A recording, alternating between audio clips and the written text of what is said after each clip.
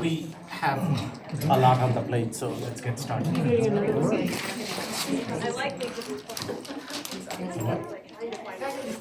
Oh no, they're coming. So let's get started.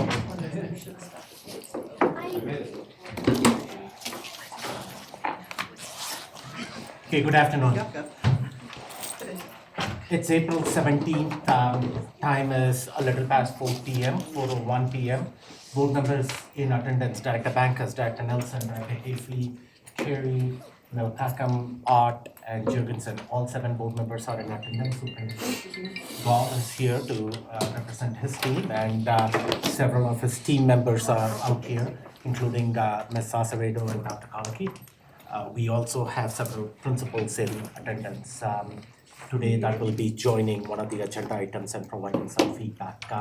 The first work session topic that we have is the academic master plan update, and this is scheduled for about roughly 90 minutes.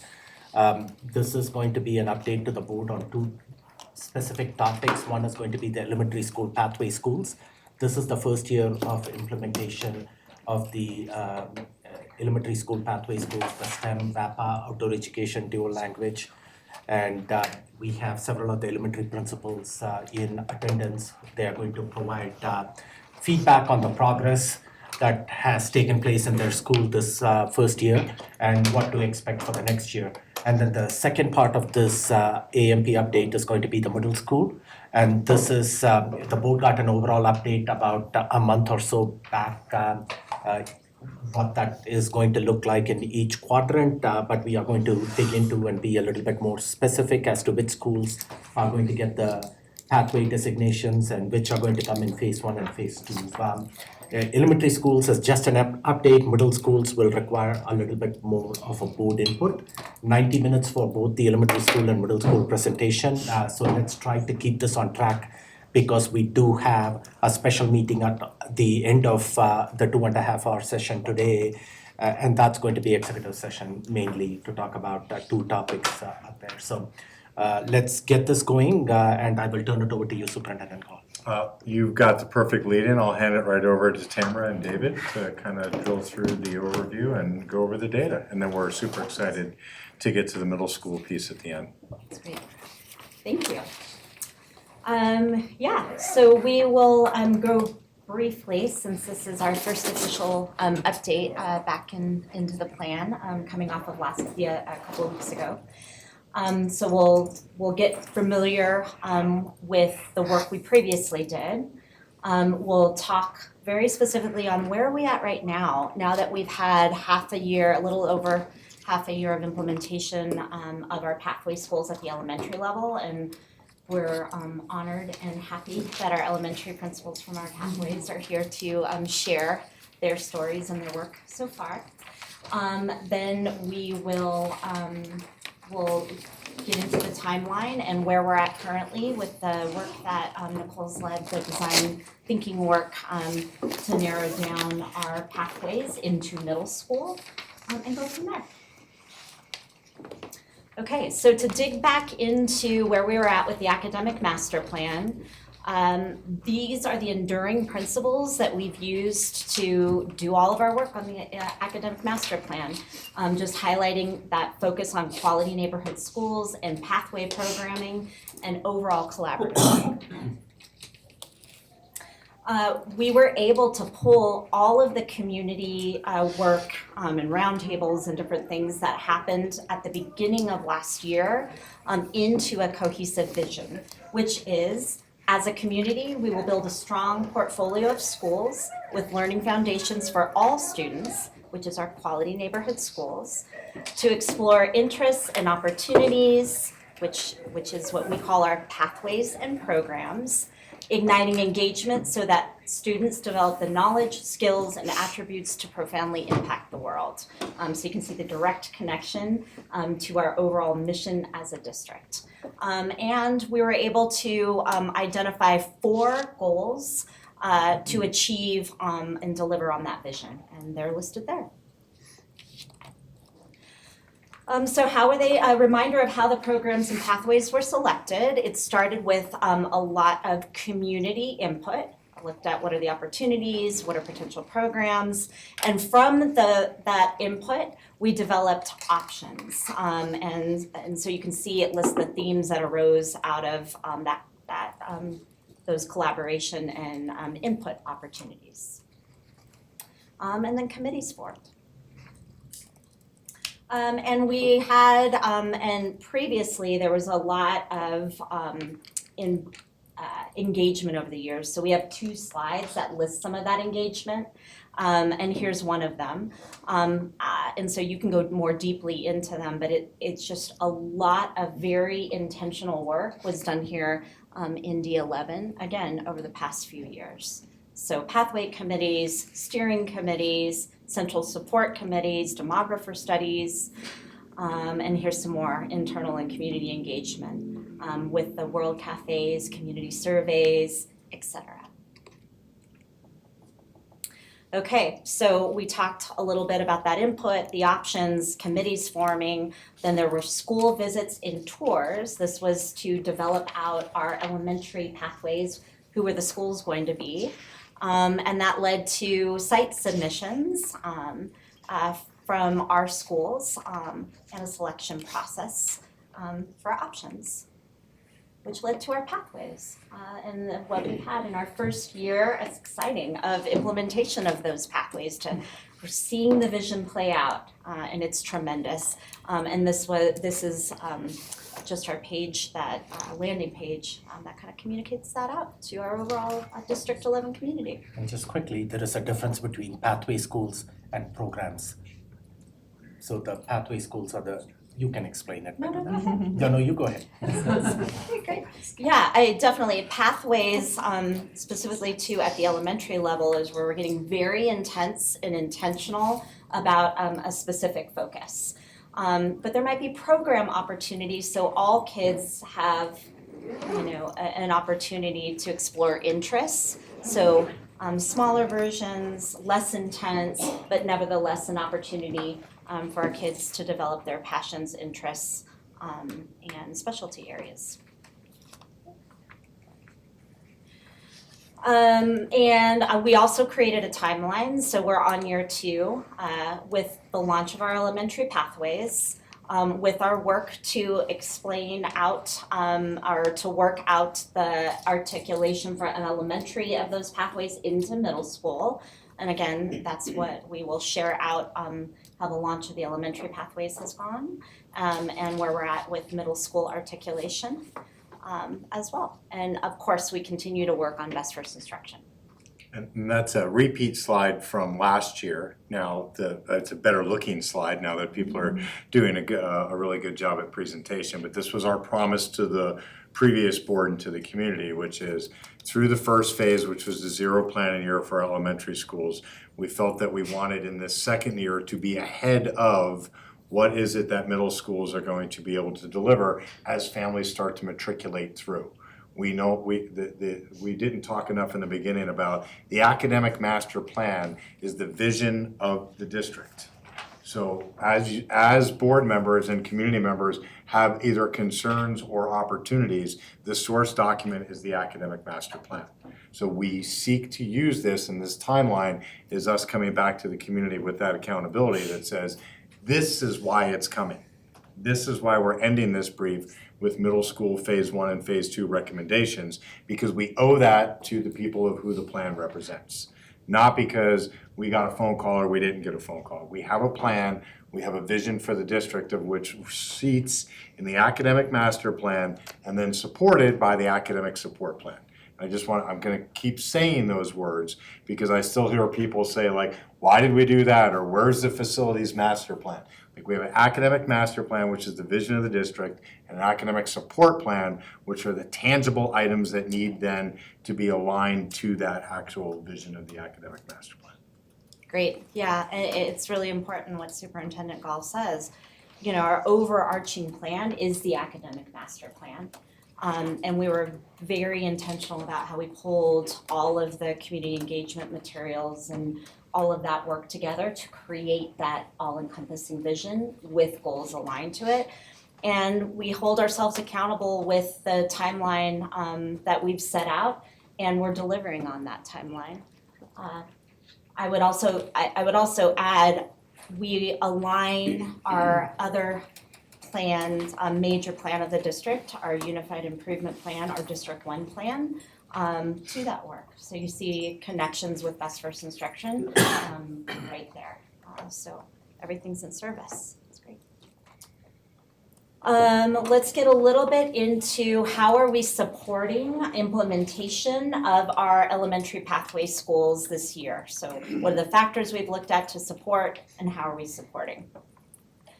With that, this visual does a nice job of showing on the right-hand side the implementation science factors that we support schools with as a district, our pathway schools. So communication, professional learning, coaching supports, and evaluation and planning. So, and if you look on the left side, you can see what do those supports look like, what has been provided by the overall district, and then from our consultant partners and facilitators, what has been provided there. So lots to highlight. Summer Academy, professional learning to launch the year, specialized conference attendance and pathway programming, along with year-long trajectory of professional learning, both in Best First Instruction and in the pathway area. In addition to project management and other pieces that are really important to being able to deliver on goals and progress monitor. This is just an example of,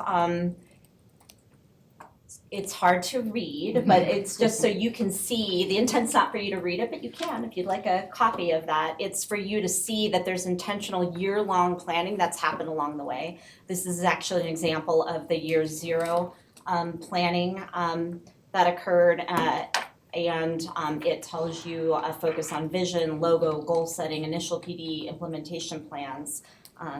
So again, very intentional. And then this is an example, this is on the left are the district supports that have been provided in this year 1 implementation. So our first official rollout of the pathways. Again, in those implementation science areas, communication, professional learning, coaching, and some of examples of what has occurred and been happening this year. Okay, so that's how we've been supporting, that's where we've been. Let's talk about where are we at right now with our elementary school pathways and the data. And for that, I'll turn it over to Dr. Colicky. Yes, we'll take the next 4 slides to take a look at some of the data. This will look familiar to you in the format. We're always talking about growing the green, shrinking the red. So you can see the overall trends with our arrows. And the pathway schools are actually, that headline, I would rather say it's more than mixed. So when we take a look at it, we can see that in 2022, those schools had a 4.7 percentage point increase compared to 11 point in 2023. This is compared, to Director Nelson's request, what was the district? What did the district look like? That's not included on the slide. So pathway schools significantly outperformed district schools. So in those same time frames, it was both about 5% for the district schools. Shrinking the red, district slightly outperformed pathway schools a little bit by 8% was our shrinking the red section last year, where pathway schools were at about 5.1.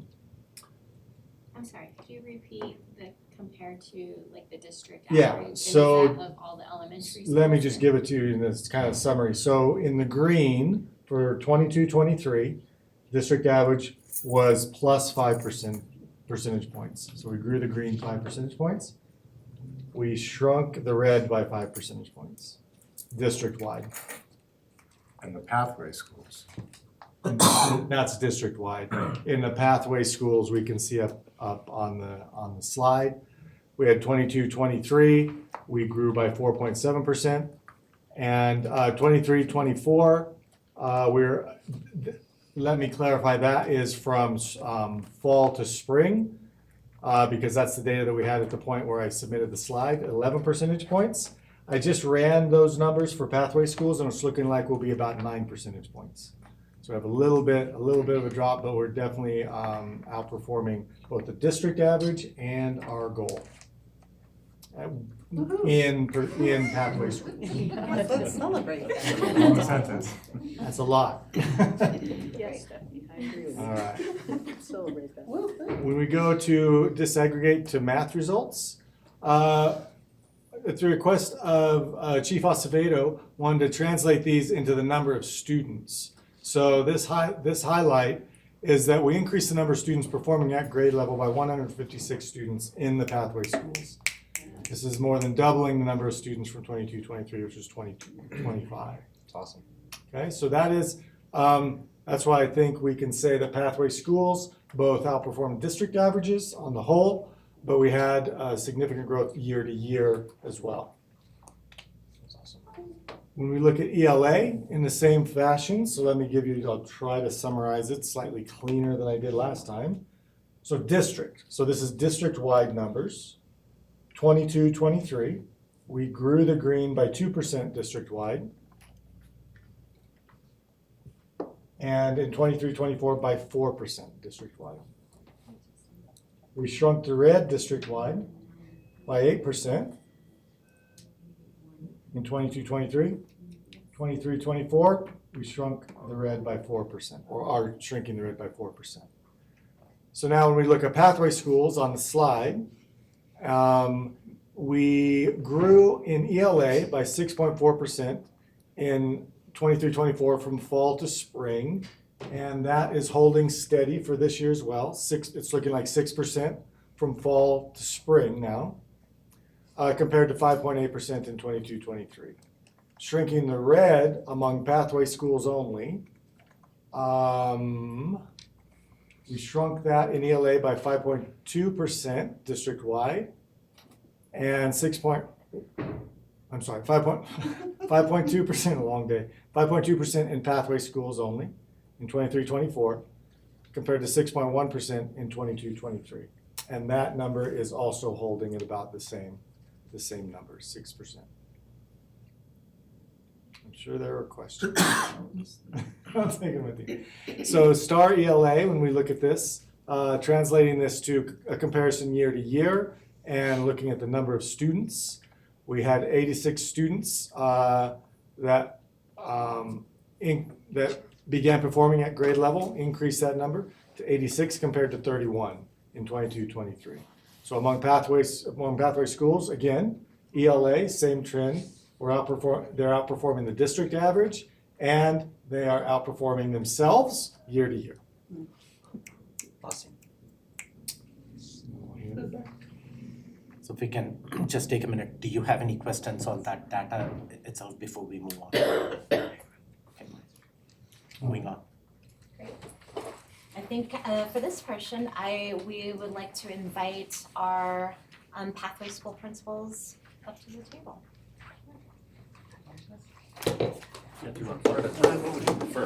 I know I'm first. You go, Brian. Okay. I was first. There's two slides that just kind of give an overview of all the different pathways that you're gonna hear about, and then each school has their own slide to move forward. Thank you. So welcome So you can to all the principals. As you come in, introduce yourself and talk a little bit about your school. And mainly the focus with the board is this pathway school implementation in your school. How has that progressed in this first year, and the impact on your school, more specifically on the academic achievement of our students, and also what does the academic enrollment look like with this pathway students and community engagement. Yeah, and to Nicole's point, you can see these two slides nicely lay out our pathway schools with Arts Integrated Columbia and Martinez, with STEAM and STEM, Bristol and McAuliffe, Outdoor, Halbert, IB Steele, North, and showing the completion there. But we have Steele here tonight to talk more about it. And then dual language immersion, Rogers And so, do we have enough room at the table for everybody? Well, we'll, as one principal comes and the other principal leaves. We will that way. Yeah, we Okay, will. great, all right. We don't have room for all of it at this Would you point. like me to click for you? Yeah, we have two slides, so So there we that's go. the second one and that's the first Easiest one. way. That's the whole Yes, idea. Great. So we were told about 6 minutes for this. We'll see how well we do at that. I'm Ryan Kapp. I'm the principal at Steele Elementary. Thank you for the time to explain a little bit about our journey here for the last couple of years. For new board members, please feel free to reach out and ask questions about the generation of this project as we went along. And I really appreciate the opportunity. I'm not gonna read bullet points, but I'll try to summarize some things that you see up there.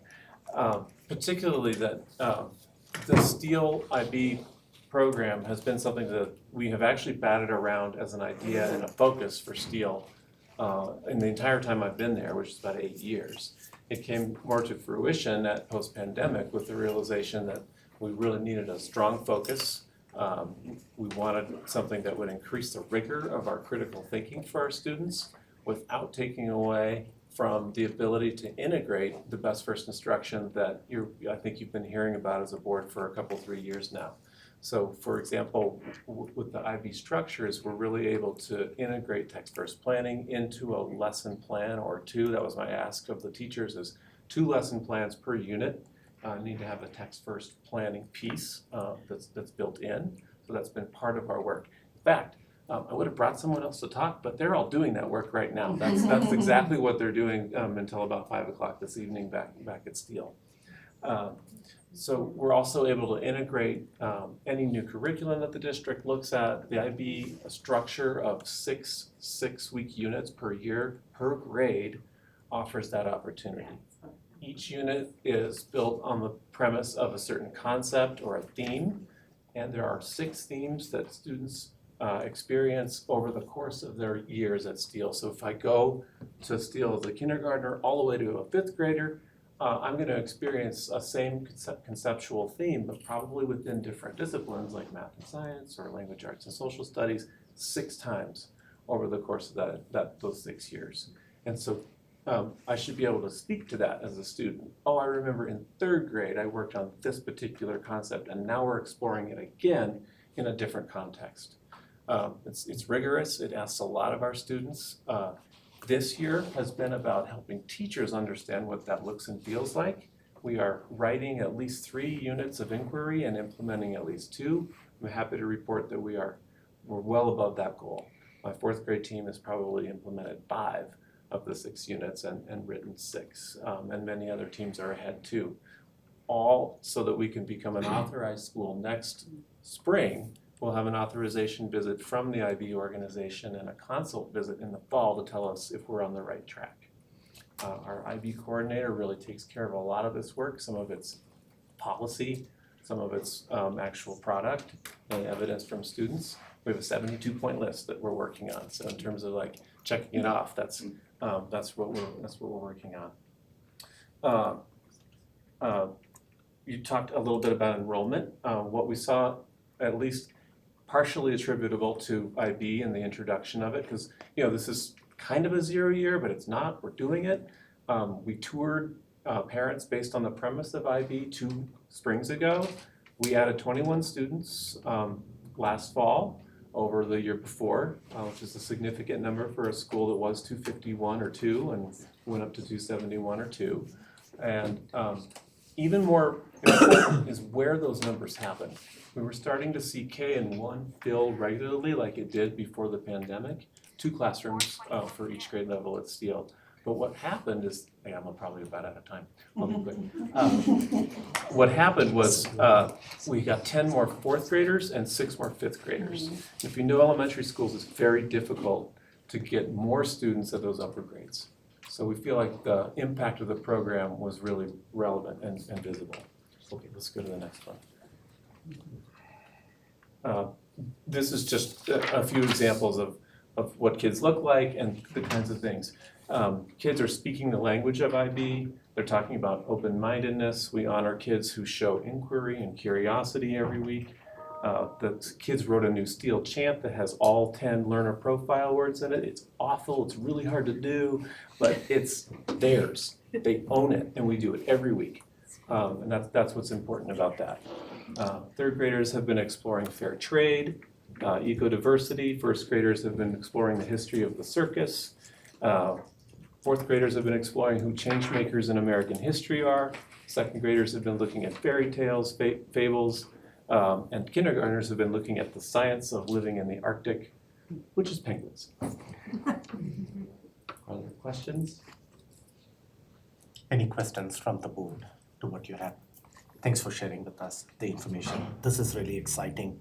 A year before, this was still, I remember the conversation that happened in the boardroom, and now to see it having a direct impact on your school, and it's also the return on the investment in terms of student growth, achievement, and the enrollment too, all positive. Director Bank. So under this program for elementary students, specifically in the lower grades, how do they learn about their community?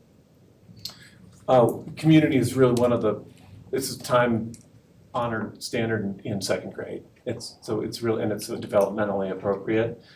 There's literally a community-based unit. So the community unit in second grade this year brought in mostly parents, but they just found people of different professions to come in and talk and have discourse with students around that. And then they explored the actual physical community with a couple of field trips to understand what the boundaries look like, what the Bond Shopping Center looks and feels like, and what the, like Tejon houses look like.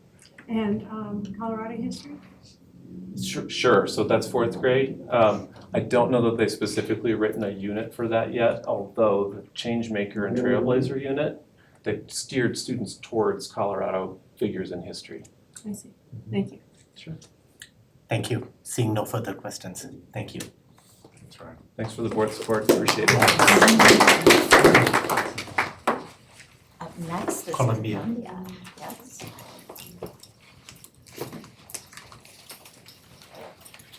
Hello. I'm Stephanie Atencio. I'm the principal at Columbia Elementary School. It's nice to meet you all. I do have some Columbia stickers that I'll be sharing with you. We hand out some swag. So Columbia is an A+ arts integrated school. We are in year 1. We had 5 days of professional development in August for all of our staff. That's how we started off the year. We also started off with 2.5 days of Capturing Kids' Hearts training based on assessment that I had done with meeting the staff in the spring. They expressed a desire for that at the school. The arts integration, our goal, and for each teacher, is to have a fully arts integrated lesson each quarter this year. And they have achieved that. We've also met weekly with our awesome arts integration community liaison, Jen Olson, and the Vapatosa, Hannah Atencio, came second semester and met with our essentials teachers and developed integrated lessons based on our curriculum with each discipline. And we've documented that, so we have a great plan for next year to really support teachers when the question comes up, how do I do dance in math?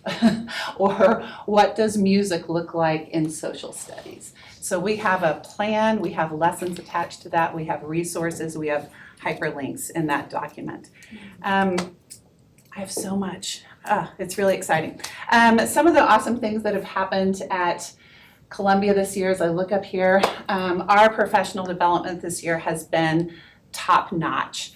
We really determined through our learning walks at the beginning of the year that a place of entry, while it was arts integration, it was also standards literacy. So our pathway facilitator has really come alongside of us and supported that professional development. The impact of that is evidenced in our 5E survey data, which is a beautiful segue into the next slide. Yay.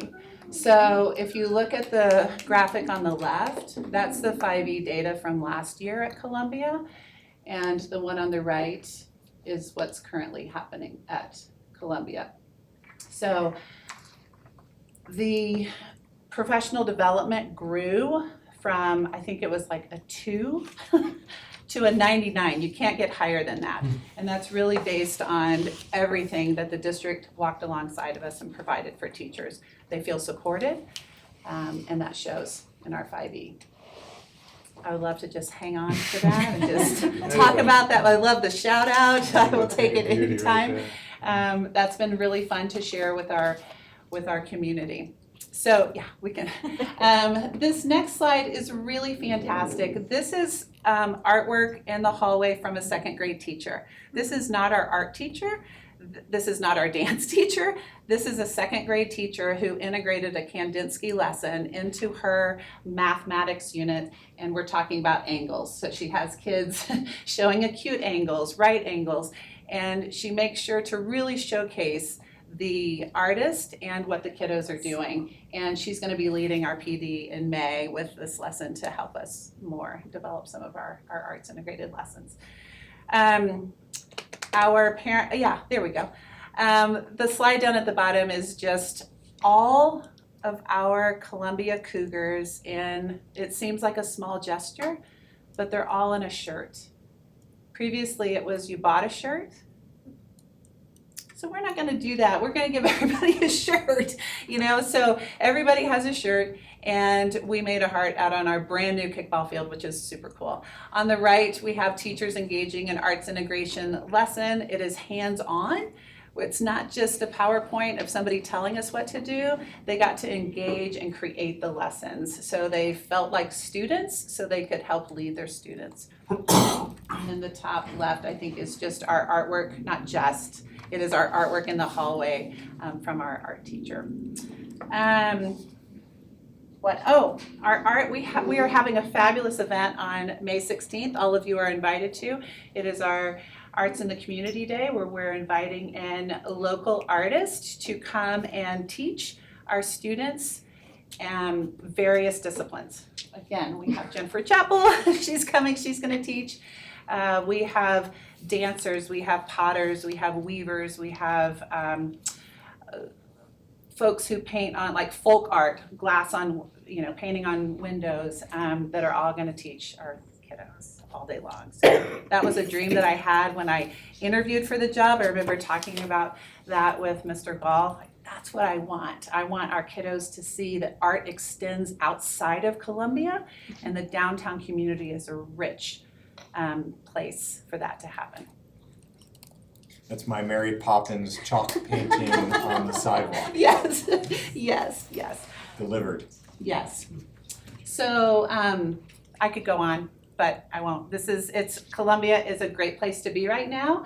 It's evidenced by our lots of reaching out for tours. I'm also getting emails pretty regularly about folks wanting to come work there, which is exciting. That's fun for people to come and say, I want to be at your school because it's arts integrated and it's moving and shaking. So great things. And that's reflective in your enrollment numbers too, that you see. Enrollment, we're at about 300, give or take. We haven't, when I applied for this job, it was 260. That was the published number. So that's a great segue. Our kindergarten was bursting at the seams at almost 60 kiddos in 2 classrooms, which was just, yeah, I see your mouth drop. Yeah, that's what we were doing. So we reached out to the district and we said, help. And we were graciously granted an additional FTE. So we have 3 kindergarten classrooms right now. And we are still looking at numbers if that's gonna roll up to first grade or we're gonna keep the entry point a little bit spread out for kindergarten. So we're still looking at those numbers, but thank you for the support. We feel very supported at Columbia by the board, by the district. We couldn't do it without your support, so thank you. Any questions? You mentioned the 5 days of PD at the beginning of the Yes. school year. Was that specific to the arts integration? Yes. And then when you're also mentioned later, just the PD overall has been fabulous. Is that also the arts specific or just the general PD that the district is offering? The general PD that the district is. We have opportunities for arts integration training. We've sent teachers out to North Carolina to view arts integrated schools, and we had a team go up to New York for our Met Opera partnership. So we've had both the ongoing regularly scheduled PD has been from the district, and it's been fantastic. Director Childress. I haven't visited since your open house in the fall, but visiting last year, I know, talking to a couple teachers, discipline was not fun. Could you speak to, I mean, that has to be probably part of a turnaround of that staff support. I gave that a shout out last week. How has that improved with your staff? It has.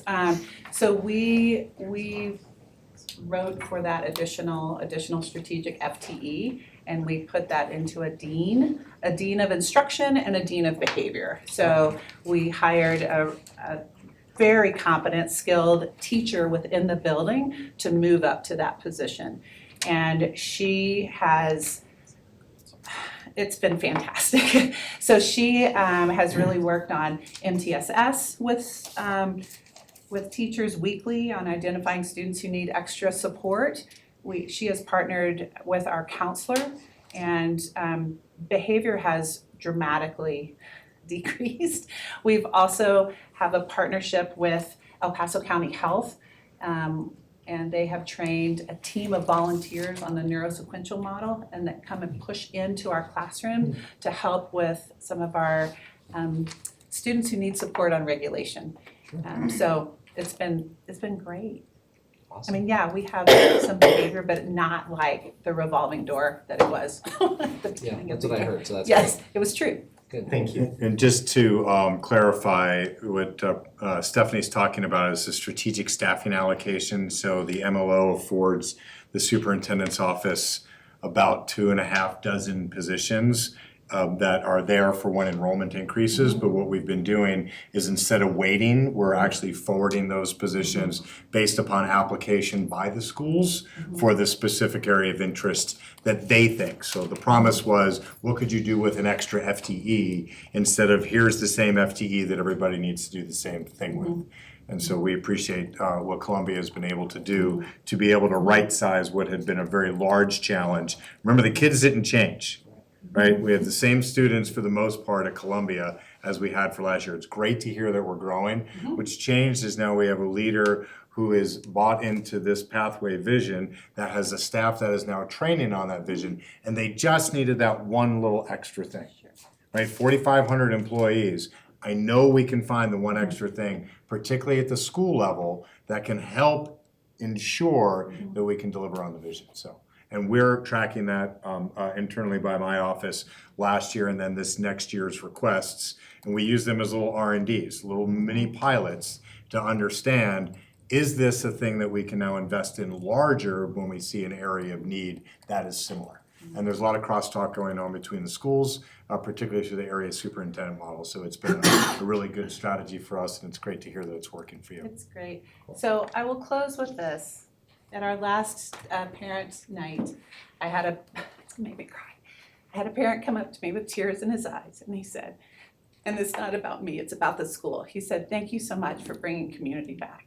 It's like, yes, it's there. So come on May 16th, take one, and come see Arts in Action at Columbia. You're welcome anytime. Thank you again.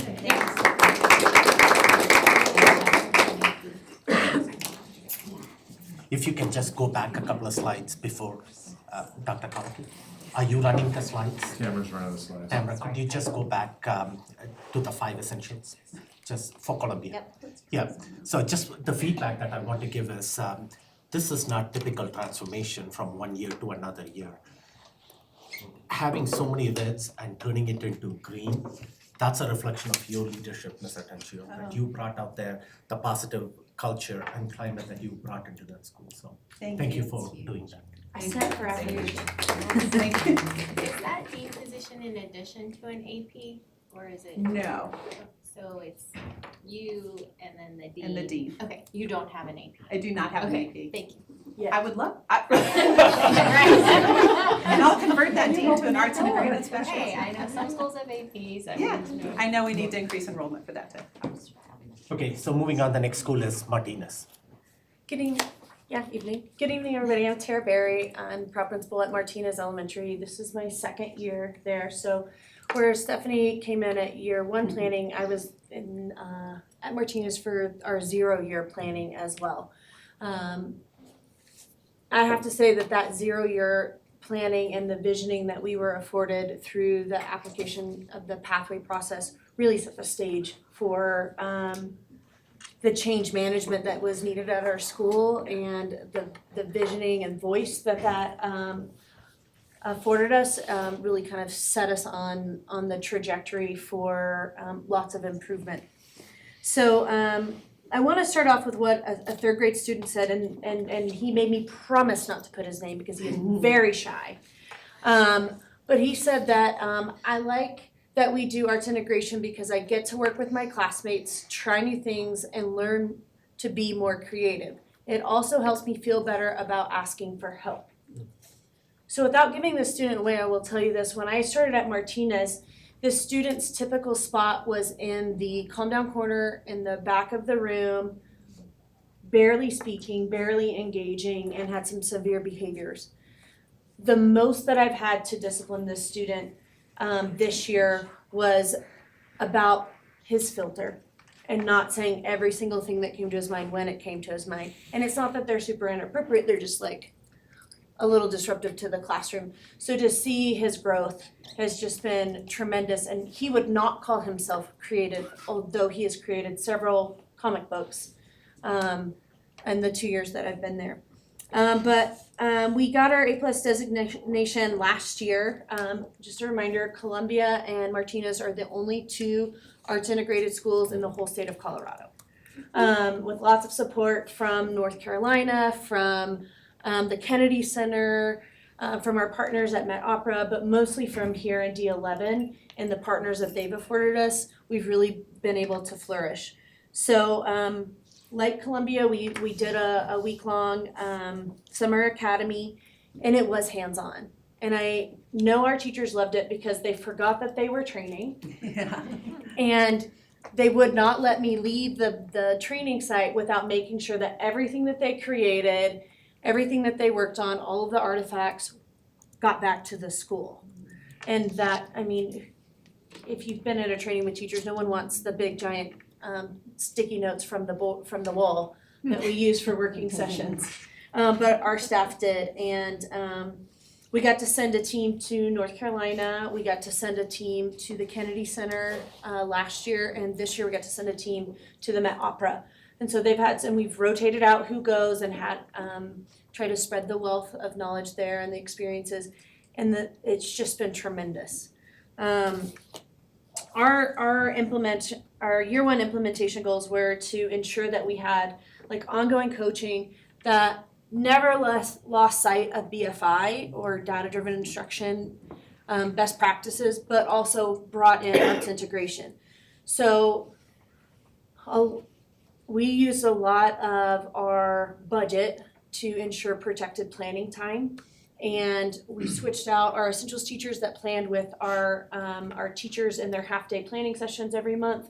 And that really demystified the fear that we were gonna have to be a baby fame school. Like, they're like, I'm not a theater teacher, I'm not an art teacher, like, I don't, how does this work? And it really just demystified it, and we were intentional about which essentials teachers were included with which grade levels so we could switch it out. And where I thought it was gonna be a big stretch for us to get one arts integrated lesson per content per month in, I get texts all the time, remember today we're doing the arts integrated lesson, please come watch. And our teachers have really just come together in the way that they plan. And we have classroom teachers like, I wanna be part of the school musical next year. When can we have a meeting about which one we choose? And our team came together, our theme this year was taking flight. And so our art show that was in February, we had over 500 pieces of original student art, all representing interdisciplinary study. So they would read books on topics and then relate it to either birds or different types of aeronautical machines. We had the the helicopter land on our field, and they got to talk to the care flight team about how that works and the pilot. So we just brought lots of different things in, and we had over 700 visitors that we were able to keep track of. We were trying to take turns at the door with clickers, but it was a beautiful art show. And the best part was our kids were excited about their books, and they were excited about the math that they learned with it. They were excited about the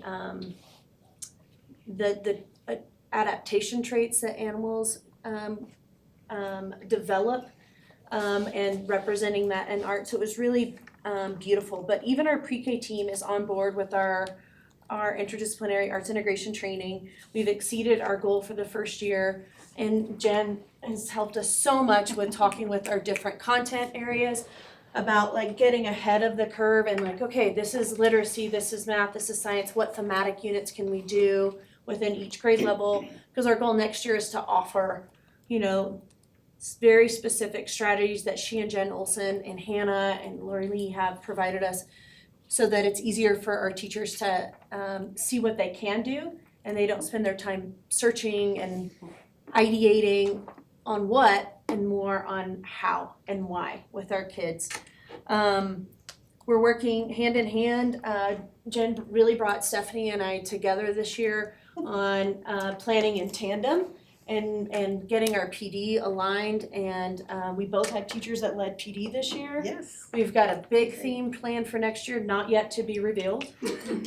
There'll be t-shirts. There's a lot of things, and just bless you, Jen, for putting up with Stephanie and I and our ideation in the same room at the same time. But I was a little worried when I got to Martinez, and I was like, priority improvement, arts integration at the same time. But we did it, and we did it with the same kids, except for we got more, and the same staff. And right now, with pre-K, we're at 436. Without pre-K, we're at 391. And without pre-K next year, by numbers of kids returning alone, and if we keep the same kinder, we're set at 398, but I've accepted about 25 choice applications at least. So for the first time in a long time, Martinez is gonna have 3 teachers in each grade level, in addition to visual arts, general music, band and orchestra, which is a little fraction, and then PE, and then they all come together on Fridays and give kids choice about which version of the arts they want to do a deeper dive in. They call it their spice units, and so those change out quarterly for the kiddos, so they get a big exposure there. Our district has been really supportive in giving us an FTE to make sure that it really went well for 5th grade, because that 4th grade class last year was a high need. And they have done more arts integrated lessons than anybody. Our kids are knocking it out of the park. Our student growth is at least 55 in both math and reading. I think math is averaging for grades 1st through 5th around 61. Call me out if I'm wrong. And I believe it's at 57, or 61 for reading, 1 through 5, and 56 for grades 1 through 5 in math, which means they're growing more than a year in 1 year on average. So we want to be sure kids are growing at least a year. We had some gaps that we needed to overcome, so we've had grade levels with 1.4 years of growth, and it's all connected. Like, arts integration isn't totally separate from our BFI and our text first planning, our best practices for math. It's really just creating more ways for kids to show us what they know. And then we've had a lot of support in making our school look and feel like an arts integrated school. We try with our artwork and things like that, but we had some facilities areas that could be updated, and we've worked with community partners, so we're getting a musical playground for our kinder kiddos and some interactive stuff with that. And we have worked with an amazing muralist that's known around Colorado Springs and the Denver area, and she is so excited about doing a mural for us that she basically gave us a 40% discount so that we can have some better visioning. And then we should have a ribbon cutting in May, Yes. because they should be finished with our brand new dance and theater room by May. So we're trying to get the look and feel in addition to just what we do. But if you just look at our kids, they're so happy. This on the bottom right was they had to come and run and show me just exactly what they had created for the art show in the middle of art class and explain the book because they're so excited to show their work.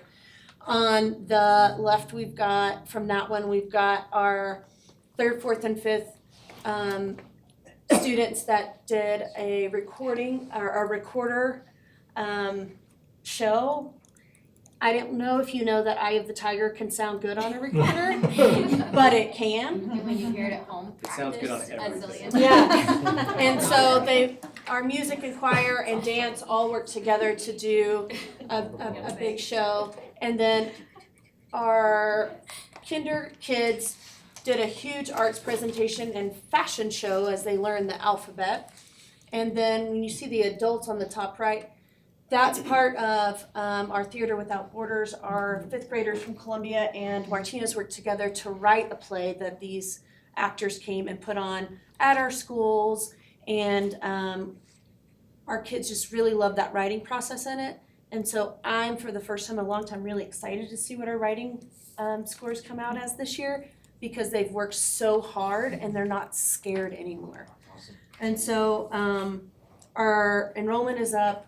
Our teachers are happy and they're trying to stay. We have a few new staff members, but it's because of like retirement or we have a new allocation. And so it's been really great to demystify that it's all on the Essentials team, that it's a baby fame, and that instead arts integration is lending itself, especially through the A+ model, which was developed on a turnaround model, that it enhances really solid, strong, best first instruction for math, reading, science, and social studies, and it gives our kids a voice and more ways to show what they know.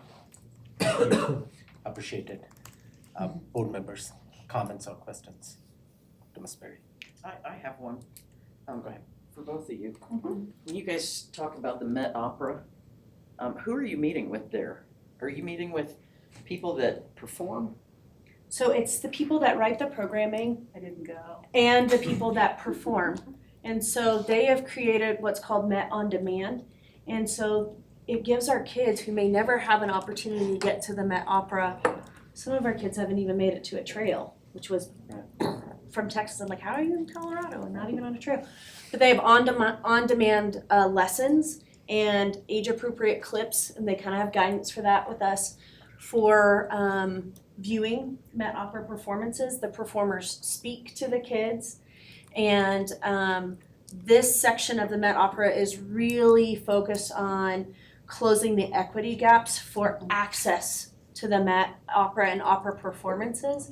And so when we went, we toured Harlem, we learned all about Malcolm X, we stood in the ballroom that his daughters now own and do education from. And we saw 2 performances, we got to talk with the folks that wrote the curriculum, and we have all of that accessible to us. Now, elementary, they're still sort of writing out, we were a new addition. They've got a really robust middle school and high school resource lab, which is great since we're moving in that direction. But even they're a phone call away or an email away. I've never had to wait more than 24 hours for a response, and our teachers are trying it as they can. And they know you're from Colorado Springs? Yes, they do. The reason I ask is because a buddy of mine is a performer for the Met. Oh, wow. fantastic. So That's great. he knew that you were from Colorado Springs. He should have spoken up. But The Get other him what for? The other great part about going to the Met is we connected with other schools closer to us. So we connected with about 5 Dallas schools, and we're in the works for doing a school visit there, which is a lot more cost effective than going to New York or North Carolina. So we can see these schools that are utilizing these tools in real life, in practice, and be strategic about how we utilize our PD next year to make sure that it's aligning and they get those, I call them grab and goes.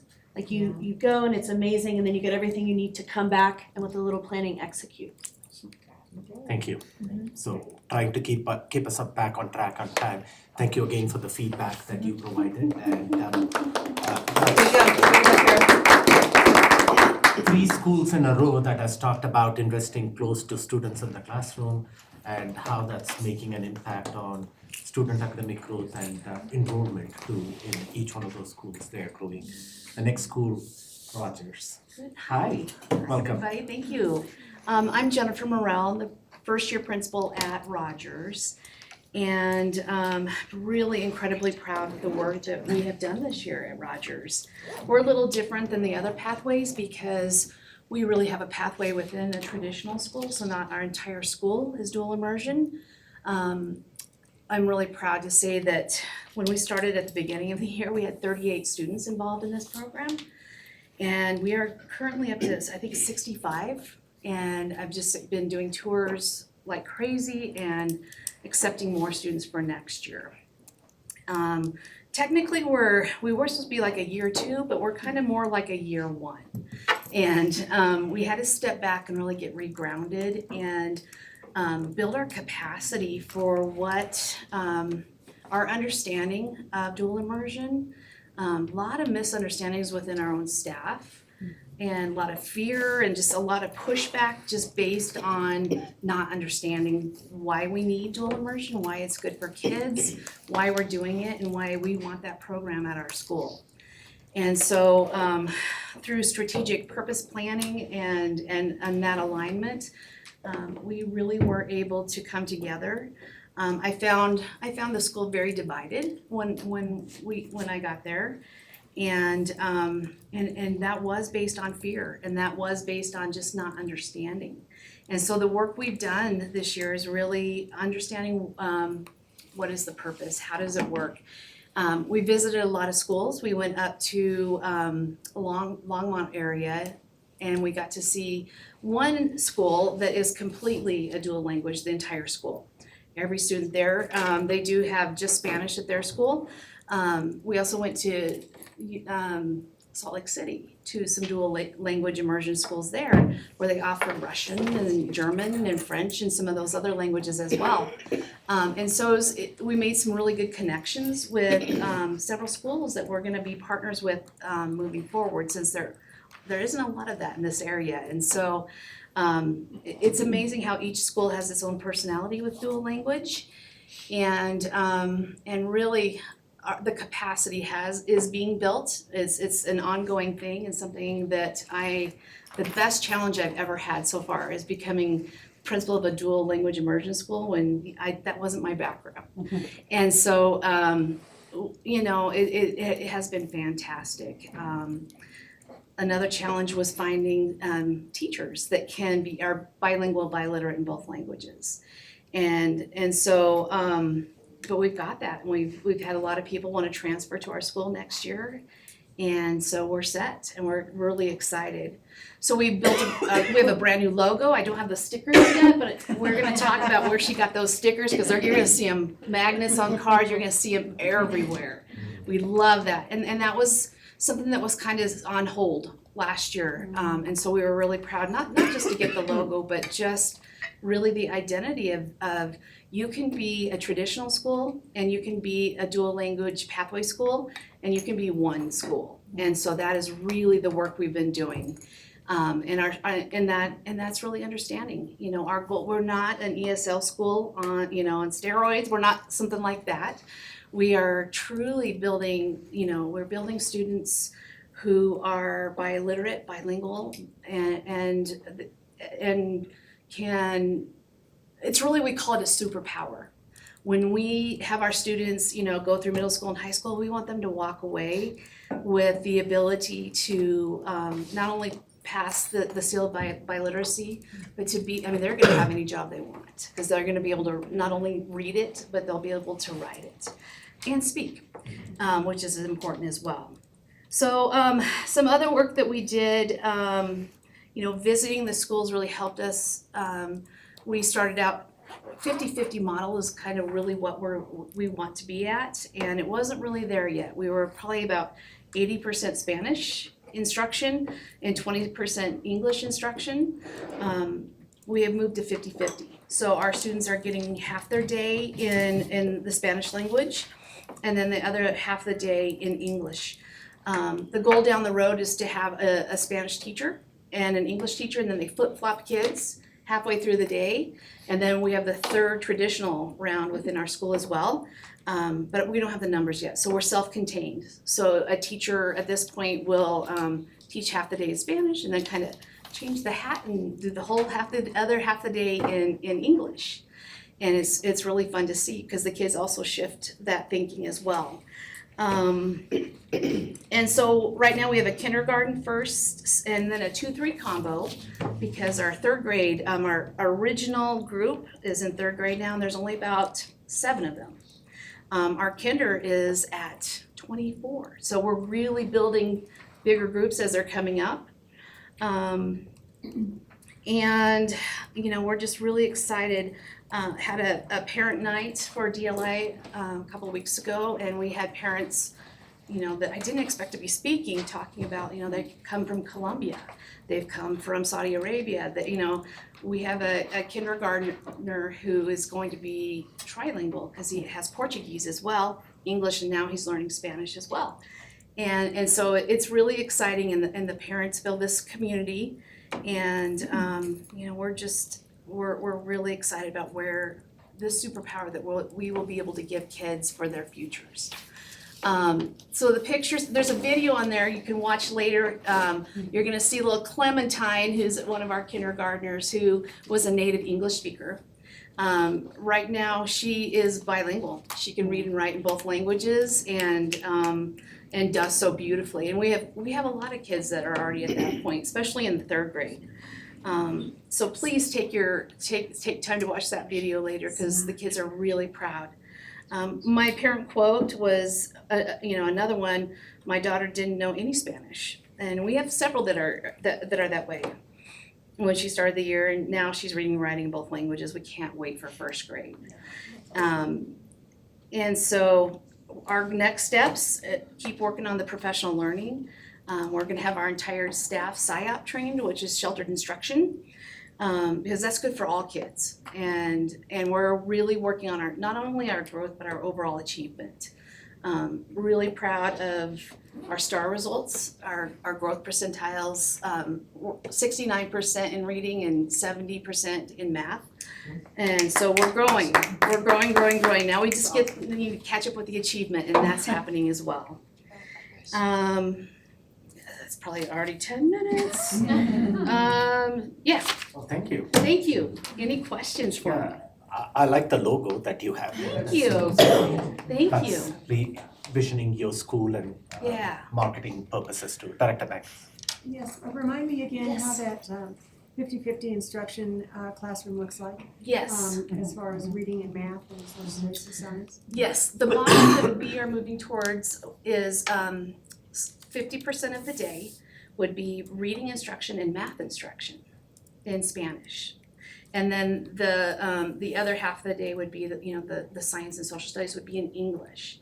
And the beautiful thing is when you flip-flop like that, when you have that model, when your whole school is dual language, it's much easier to do that because the English speaking teacher can reinforce reading and math in that language and vice versa. And so there's a lot of reinforcing that happens. And the data that we saw from these other schools was incredible, especially in the school that was completely dual language. It's trickier when you're just a pathway. You have to really work on unity, pulling people together and staying together. And we're on our way to doing that. And I think our achievement's gonna catch up to us. Thank you. Thank you. Yeah, when the school started initially, it was that 80-20 model. It was. That's how it was pitched to the board, and now I'm not the expert on this, but there was some concern personally from my side if that is going to effectively meet all the student needs. I'm glad that you are 50-50 model. Now the focus is there not only on Spanish but also on English. And the research really backs that up. Thank Okay. you, ma'am. Any other questions? Thank you, come visit us anytime. And We're gonna have a big Cinco de Mayo churro event. to all the principals that are here, when you have school events, send invites to the board, and I'm sure Absolutely. board members, depending on their availability, will attend those events. So We'd keep love it. inviting us. Thank you. Thank you so much. Bristol. All right, if you know me, I'm to the point, so I'll get us back on track. Look at everybody so far. Thanks, Gabe. Yeah, Thank good you. point. If you want a sticker, you have to come and visit us to get a sticker. We have plenty of stickers for you, but you have to come and visit. So you got yours? Perfect. We are actually having our second STEAM night of the year, May 2nd. It's going to be Star Wars theme, so I'll send an invite to everybody. But come out and see that. This one's going to be all community partner based. So we have people from Estes Rockets, we have people from Schneider Electric, we have Palmer Science, we have Coronado Robotics, and several others that are coming and do presentations. Planetarium's going to be there, everything. So it's hopefully going to be a lot of fun for everybody. So come out and see us for that. So Gabe Hamill, Bristol Elementary Principal. We are a school, we haven't grown too much in the last couple of years. We're about 270 students. We have a very small fourth grade class when we go to fifth grade that we're trying to boost those numbers, but like Ryan said, those upper grades are hard to get those numbers. We have a couple choice students for fifth grade for next year, so that'll help. We do a lot of tours. Kindergarten, we're always on a wait list. I think we're on a wait list for most of our grades. But we do a lot of tours, and the main thing that the parents always say that the reason why they're coming to Bristol is a couple reasons, or a few reasons. Our violin program, which I think you guys all know about that, the STEAM program that we are beginning to start here, and the high academics that we have. So those are all the things, and constantly parents keep saying that they want their kids to be able to think in a different way, critically think, and do things with their hands. Some of them have a misconception of what STEAM is. They think that they're always going to be doing science experiments and engineering projects all day long, and that's not really what STEM or STEAM is. It's hard to find a true definition of what STEAM and STEM is, because every school you go to, it changes. And you talk to a principal, and I go visit a principal, they say they're doing one thing, integrating kind of what we're wanting to do is integrate. And you go there and they're not really integrating anything, and they have a separate science time, they have separate everything. So one of our next steps is to get away from those statute programs of just independent and have more integrated reading and writing into our science. So reading a fictional book about wind, about electricity, and then have a nonfiction book that we're doing text first planning for both of those things. Because when you look at our CMAS scores, nonfiction and vocabulary are usually the lowest scores, and that's across the state, across the board, but that's usually pretty low. And so trying to integrate that in and including that writing to respond and writing to explain your thinking instead of just writing a story. That's important to have some kind of narrative writing, but also you need to be able to explain what you're learning and model that too. So that's where the modeling comes in, and that's where the hands-on part comes in. We get students' attention by having the robotics, by having the 3D printing, but now let's read and do some writing to learn about whatever we're doing for the 3D printing to integrate that in. So that's what we're trying to implement into Bristol. This year, our goal was to have a performance assessment integrated unit for each science kit that we have. So we have earth science, physical science, and life science. We are working on the life science one right now. The teachers are currently teaching that, and they'll be finishing that up. For that performance assessment, we've done the other three. We've had some really good ones, and we've had some that did not go so well, and so we have to do some adjusting with that. And that's part of this first year, is to experiment and try different things. Next year, we're gonna have the same goal, but we're gonna try to integrate more into the reading, pull more reading in. And that's where we're having the hardest time, trying to figure out the right level of books that we can find, right level of articles that we need to keep pushing the kids. Like I said, we have parents wanting to come to Bristol because of high academics. We don't want the academics and achievement to fall down, right? And so we need to be careful of not just finding some story or some book because the kids feel comfortable and everyone did a good job reading it. We still gotta push the kids, and so that's our goal, is to push them, not quite to frustration when we have behavior problems, but get up there, and you're not gonna learn without having some frustration in your learning. So that's a big goal that we have for next year. We're piloting in May, it's called MOSA Mac Science. And so we got our STEAM coordinator that we got the MLO FTE for. She was up at the NSTA conference and she won a free pilot. And so we are going to pilot that in May for our life science and just see what we think of it, see if it's something we want to continue moving forward with. And if it's not, then we don't move forward with it. But hopefully it's something new to try and something that the students really like. So text first planning, that's what we need to use. We're, district's going to text first planning, so jumping in with the district of learning for all the teachers text first planning and finding those texts that can help us with our goals. You want to go to the pictures?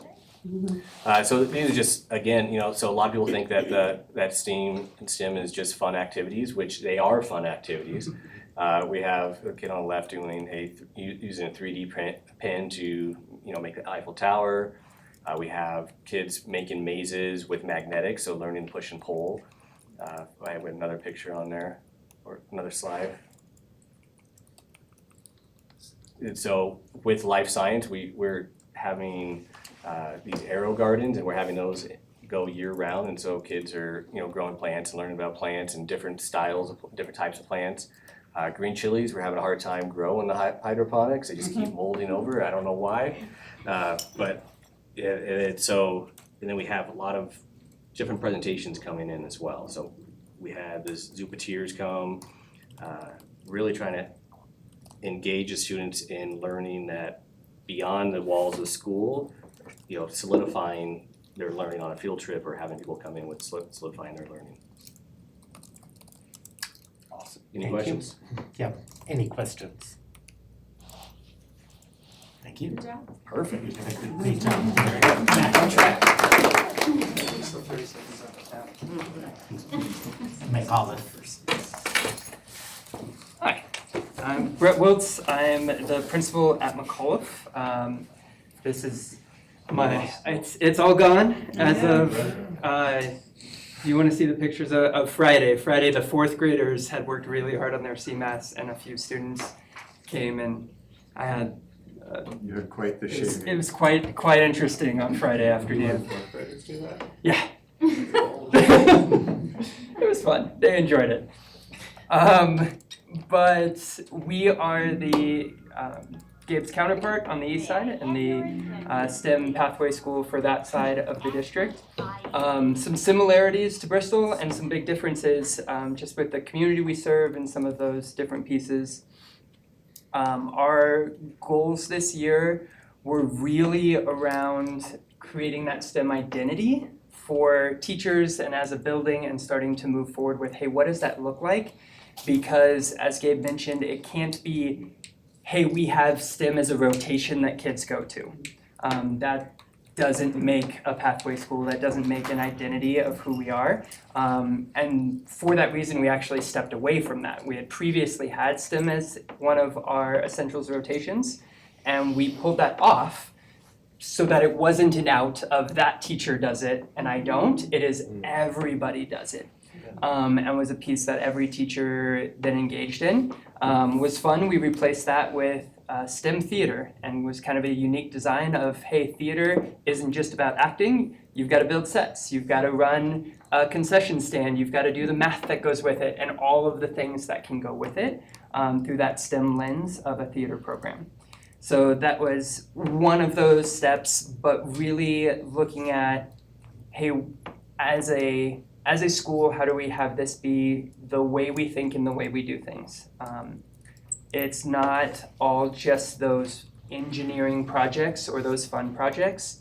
A big help with that was our PEBC coach that we had. She was fantastic in being able to plan with teachers some of those lessons and go and observe with us not just the science lessons, but also reading lessons and those things, and call out to teachers, hey, the way that you are asking kids to think critically, the way that you are asking kids to collaborate, those are STEM mindsets that we want to continue and integrate into what we do. It's not an isolated class that we do. So really worked on those. Another goal of ours was just building wide systems and how did those lean into that identity. So before we had an acronym of STAR that was really around student compliance and behavior. And that shifted with the work from our one plan last year to be GLOW. We're the Comets at McAuliffe, so we say Comets GLOW. And we have a growth mindset. We learn by questioning, we observe, we work together, and really more of it being centered around the mindset of a STEM learner. We took that and tweaked it just slightly to then be, hey, as a staff, if we're asking kids to do this, how do we take that same acronym and that same mindset into when we have PDs, when we come together to plan together, when we have those different opportunities where we're approaching it in the same way we're asking kiddos to approach it. So we really talked a lot about, as adults, what was the STEM mindset, and as students, how do we grow that? That was reflected with PDs throughout the year. So we had the 5 days at the beginning of the school year that some of the other groups had mentioned as well. Super beneficial. Our team was really excited to do that. It's outside of the normal contract and everything else, and we had everybody there. It was great.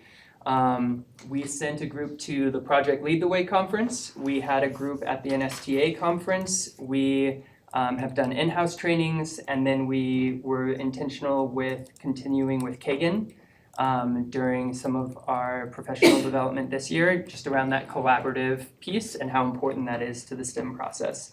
So had lots of PDs that tied directly into what we were trying to create.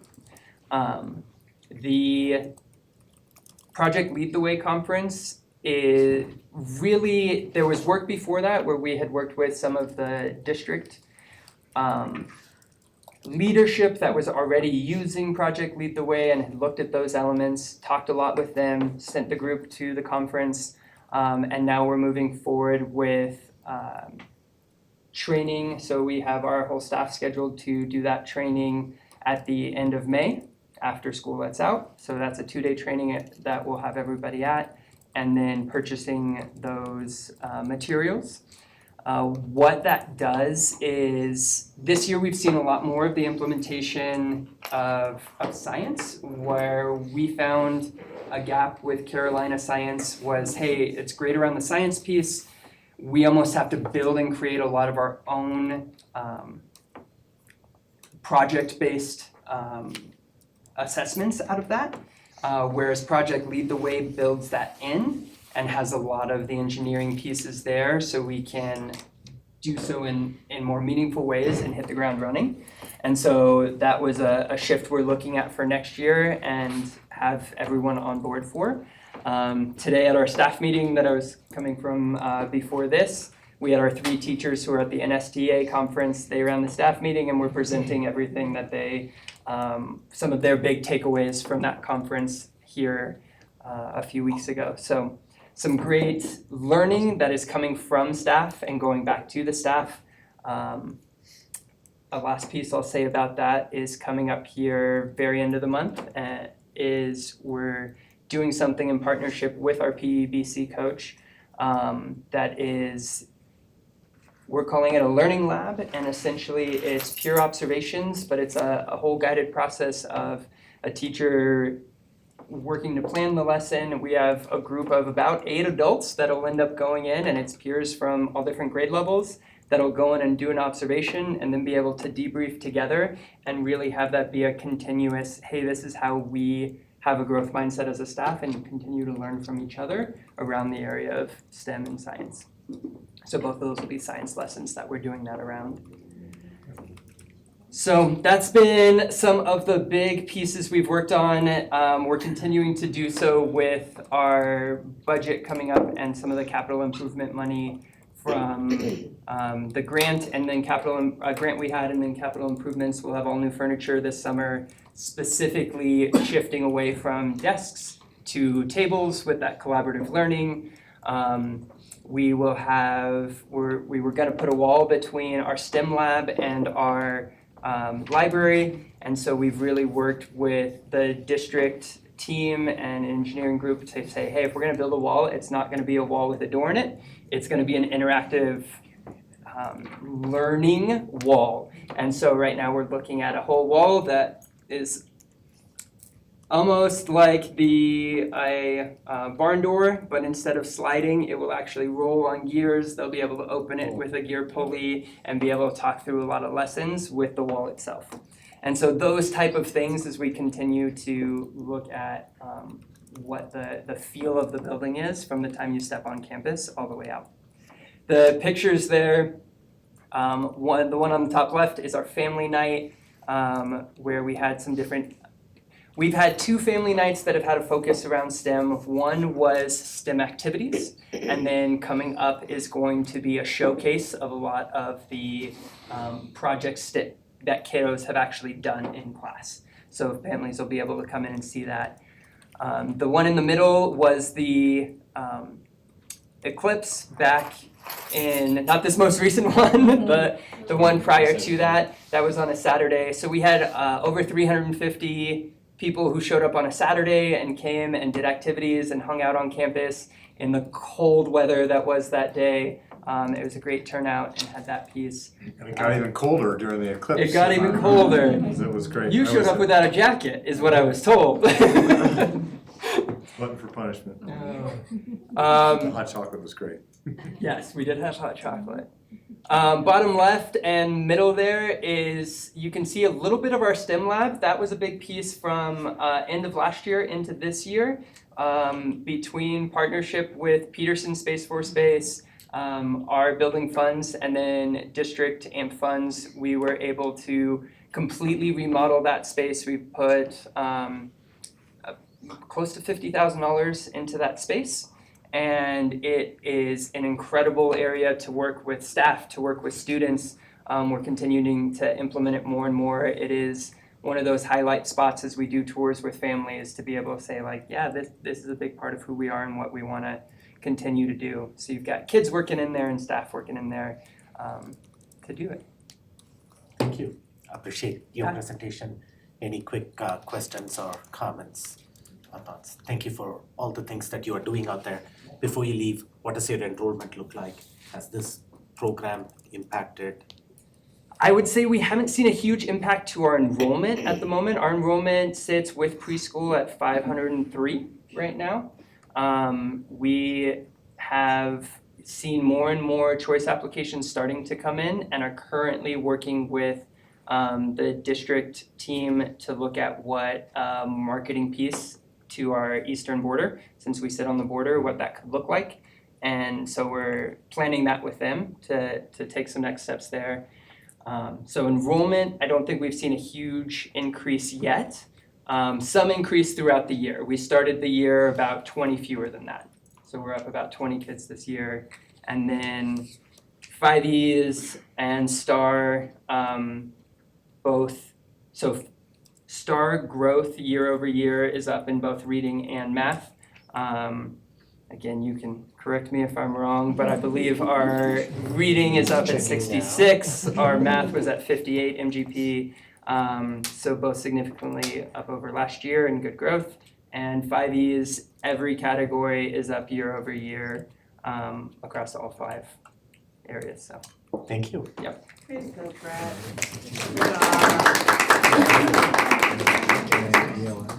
Howard.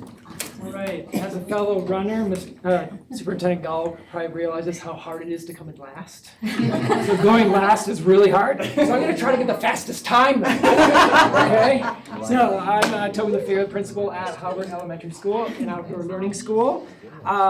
First I wanna kind of paint a little picture for you what it's like at Howard. Snowball math. Have you done snowball math? You ever order some snowballs? Well, come visit first grade because they had a snowball sale. You had to order them, pre-order them so they could get them ready. But then you could order what you wanted in what capacity, as far as, do you want a thing of 10 and some singles, or do you want all singles? Of course, you know, I go and do it, and being an educator, I'm like, I want 36 snowballs, but I want them in 10s. And so, you should see them working on their head like, can I make 36 out of 10s? Well, no, you can't do that, Mr. LaFear. I've got to do 3 groups of 10. I can give you 3 groups of 10 in 6 months. So snowball math, preschool even. Preschool is doing, they're really working on their name. That's one of those things that they do in preschool, right? Identifying letters in their name, being able to create those letters. Outside, just picking up sticks, creating their name in sticks, So things like that are happening. We do composting and recycling. We had to add 2 more composting bins because of how much composting we do. We have people that are in the cafeteria collecting those composting, people meaning students, collecting the composting. Same thing with recycling. We have students doing the recycling. And then, of course, we've had an ongoing partnership with Catamount. So this year, like 5th grade, was over at Rockledge collecting specimens of insects and then determined predators and consumers. 3rd grade was over there, same place, great place to be at. They were looking at how to reduce erosion and learning right there and using the materials right there. So those are kind of some things that kind of paint a picture of what it's like for some of the learning at Halbert. Our current work from a leadership standpoint, I'm looking at that balance. One of the things I'm looking at is how do I balance that exciting stuff of bringing things like that with that background planning of the overarching look of it, because unlike some of the other things, we don't have a lot of other schools to look at for outdoor learning.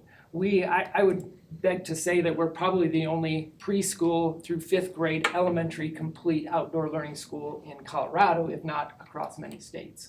And so doing that, we have to look at the big picture, but we don't want to get bogged down in that. And I want them still engaged and excited about the work that we're doing and how that equates to kids and seeing the excitement of the kids. That's what keeps you going to do that other piece of it. So balancing that, of course, developing current work again, developing rigorous interdisciplinary outdoor learning experiences that are integrated into the standards and the work we're doing is around math and text-first instruction. And in fact, today was a great example. Kindergarten for half a day and then 1st grade for a half a day. They were relieved of the classroom and they worked with our PEBC consultant, Wendy, who is fantastic. And they just got a whole lot done. Jennifer was there, right? Yeah. They were just so excited about the work that they did that day, right around that, their rigorous interdisciplinary outdoor learning experiences and integrating those in. And that also goes to the growing capacity of teachers. The capacity of our teachers is just growing and growing. In fact, some of our newest hires are some of the ones that are really going off with experience, the snowball math new teacher. I mean, not new teacher, but new teacher to our building. So it's really exciting to see that. Accomplishments this year, we've had dedicated time throughout the year for planning outdoor learning with support from time in the schedule, but also with our PEBC partner. Increasing partnerships, we've had more partnerships and there's more available now than there ever was, which is fantastic. Colorado Youth Outdoors, we're pursuing that one as one of them that was brought forward to us. So we were able to increase those partnerships and kind of look at what's out there, okay? And increase in our outdoor learning opportunities for students. And we tracked that this year and last year and this year. And we've grown those opportunities outside. We've also tracked to see what content areas. I was thinking we're just have a bunch of science. It's amazing. It's like 1/3 science, 1/3 reading, and 1/3 math, and then maybe a little bit of social studies. But it's amazing how these teachers are really, they're not just going to the easy stuff to grab, which is the science. They're expanding across that. And then also different levels, anywhere from just, I saw 1st grade out there at one of our new learning areas, and they're just sitting doing math that they could inside. That's just changing the setting, okay? But all the way to, you couldn't do this lesson anywhere else but here outside, okay? So that's kind of where we're looking at that range of those opportunities, those levels. Next steps, of course, continuing to integrate those interdisciplinary lessons. One of the big things I really want to get in there is service learning, where we're building our knowledge around a particular topic that culminates in some type of service learning, because one of the other things that we want to do is build with that community outside. Okay, so that's where we want to do that. And then, of course, working out that comprehensive framework for outdoor education. And one of those is looking at, we do have our Colorado academic standards, which are very much right there in the forefront. But when you come to Hubbard, I want to be able to tell families, they're going to learn those Colorado, they're going to perform well and demonstrate those. But they're also going to learn this part, which is very unique about our school. So one of the areas we're looking at is like leave no trace, which are those characteristics of being outdoor environmental education.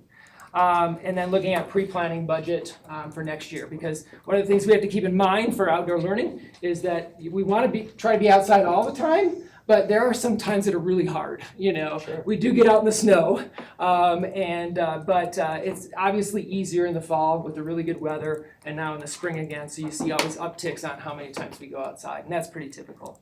I do want to invite you, we have, one of the things with recycling is we have a trash and fashion show every year for second grade. And they do a unit around recycling and reusing, and they do a fashion show, and they're currently creating their fashion, and they have to tie it to the learning that they're doing with that.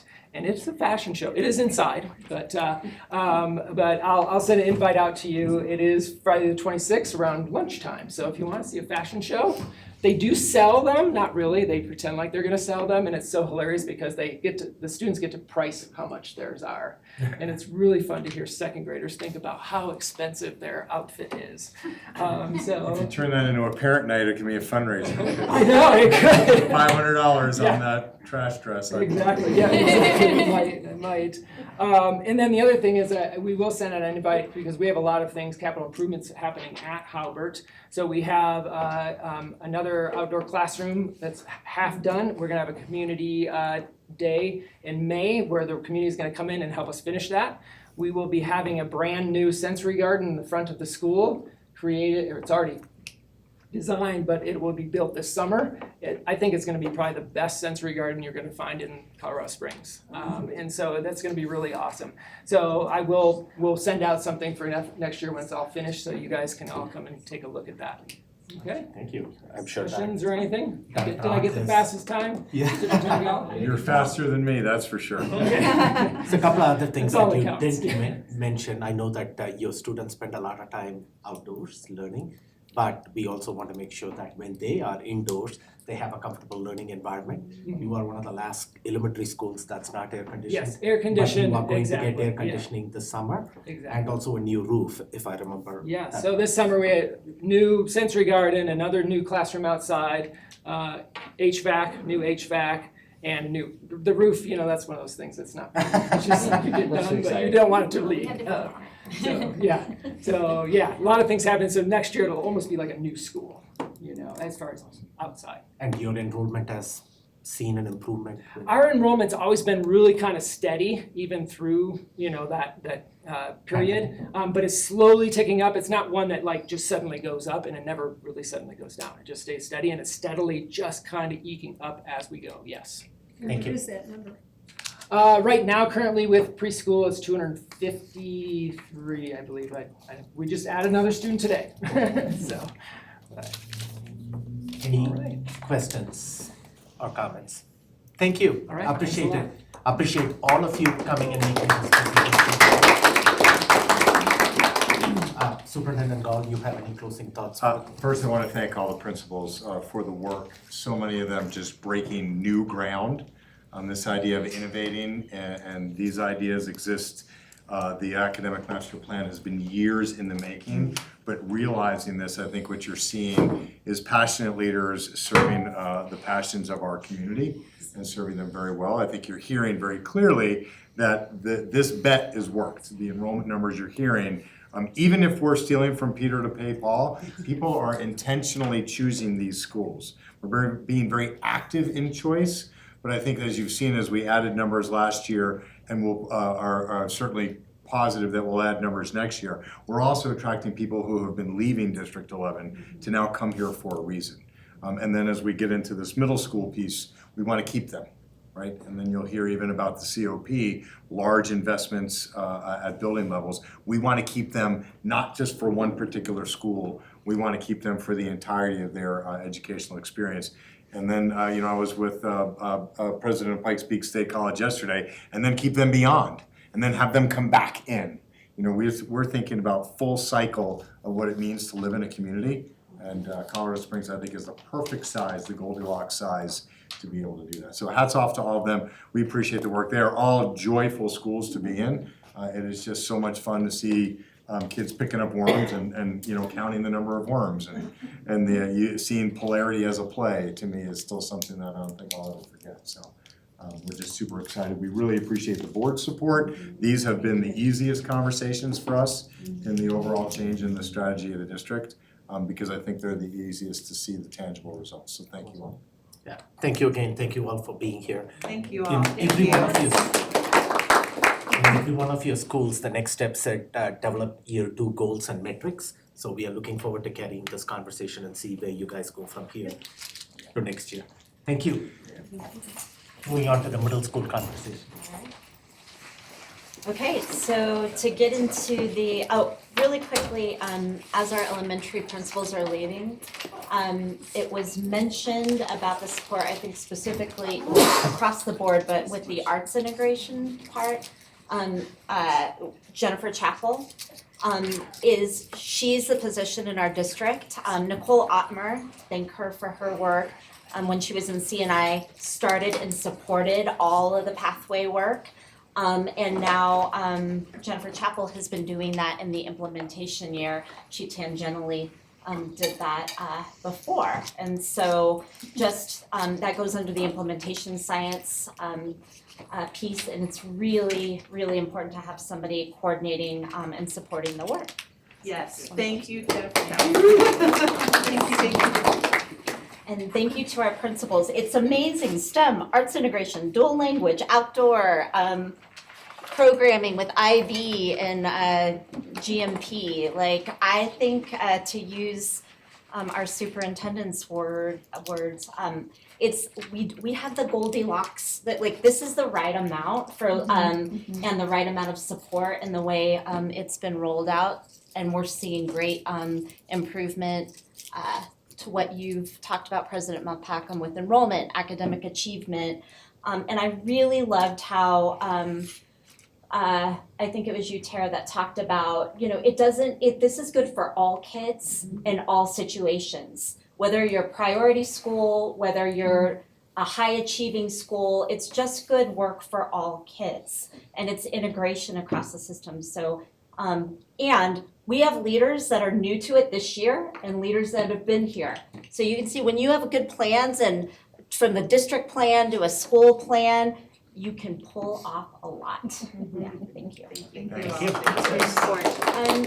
With this, we wanted to, so I'll do just a quick follow-up from the March 20th Board of Education presentation. There were some questions mainly around how are we progress monitoring? One, in making sure that we're not letting go of competencies, academic mastery of content. And then two, as we're getting deeper into cornerstone work that that Tony talked about at this meeting as well, that we are updating our plans and our progress monitoring to account for that. So I'll briefly just talk about that. You know, we've put in place as an overall district a continuous improvement cycle matched to our district plan and matched to our school plans. We very intentionally revamped or built upon the great work that happened before to ensure that we've got school and district targets set, ambitious ones, that we have strategic actions aligned to major improvement strategies, that we've done very intentional root cause analysis. So it's no different with what we're expecting at the middle school level. And we've gone now this past year through a full year of those continuous improvement plan cycles where we're monitoring, adjusting, and supporting actions in school plans and the data, academic data. So that will continue into next year, and we've been meeting a group of us in working on that strategic plan process for next year, work to get even better with it. For instance, Dr. Colicky has been working on data reports, and we keep saying one pager, but it's not. A dashboard. It's connected to the dashboard. He just at the data task force just reported out on where he's at with that work. So it will be tied to competencies in middle school and obviously at the elementary through high school. And so you can see some of the pieces there. Just a reminder, so these are the testing areas that Tony talked about last time, and gives you the very specific areas for each of the middle schools. And that goes with the progress monitoring. So I just want to remind everyone, for quality neighborhood schools, these are the attributes that we worked on last year and updated in connection to our plans. That are universal programming that we're measuring and progress monitoring across the board. This is what we're aspiring to for all schools. And then specifically for middle schools, connected to the Cornerstone work, this is the start of attribute characteristics that the middle school team will take further, but it's to show you we will be progress monitoring those as well. With that, let's get into middle school pathway designs. For this portion, I'm going to turn it over to our leader of design thinking in District 11, Nicole Ottmer, who's coming on, and she's going to get us going, and also with our middle school leaders, and of course, our superintendent. Perfect. I'll be brief here, but we just wanted to let you know on March 20th, after we had the last middle school briefing with the board on March 21st, we went to the DAC meeting. And at that meeting, Steph and Tony were there, as well as Superintendent Gall. We talked to them about the feeder pattern data that shows the matriculation numbers, and also about the pathways that have already been established at elementary. In the last briefing, we talked about at elementary, they applied, and then we went through a process to see which school would be designated. But with middle school, the leaders came together because there were already established feeder patterns at elementary that are going to help us make these decisions.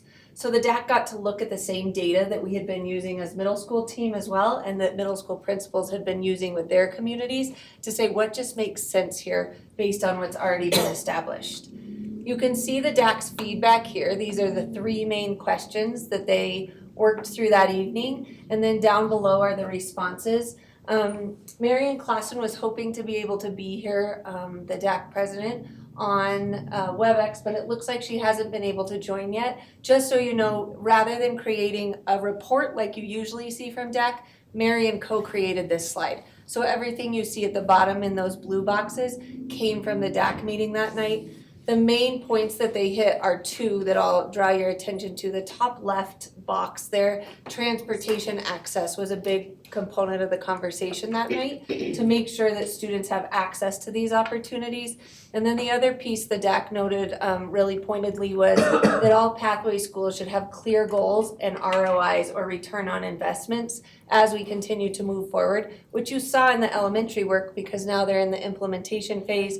We're getting ROI on that because we're increasing enrollment, we're increasing academic achievement, and we'll be monitoring those same types of things with our middle school programming. Do you all want to chime in on anything else with DAC? I believe that the biggest part of the conversation that I fielded that night was around the small middle schools. It looks like the second row, second one in from the left. And I think we would agree with the challenge where there's a small middle school and how resources can limit what needs to occur. And the example is a couple of slides back with Holmes as on those slides where we have, we're middle and or kind of middle of the road with in terms of our enrollment with how many students are coming to Holmes Middle, and we're not working in the Holmes and the West area community to try and provide a real narrow niche because we have a wider range of enrollment. But where we have some smaller schools, the more focused area can be more beneficial as a comparison. And I think we covered sort of the process and and I think they were interested in the process for how it came about and how people were kind of put into sort of interest areas. And I feel like we helped it make sense a bit, that we didn't feel like we had been pigeonholed into specific areas, that it was pretty natural, the fit was pretty natural. I think there's some smaller schools that still have some questions and aren't quite sure where they're gonna fit and that sort of thing, but on the whole, I feel like the process has been pretty organic, I would say. Tony, you have the. You got the clicker, you're driving. I do.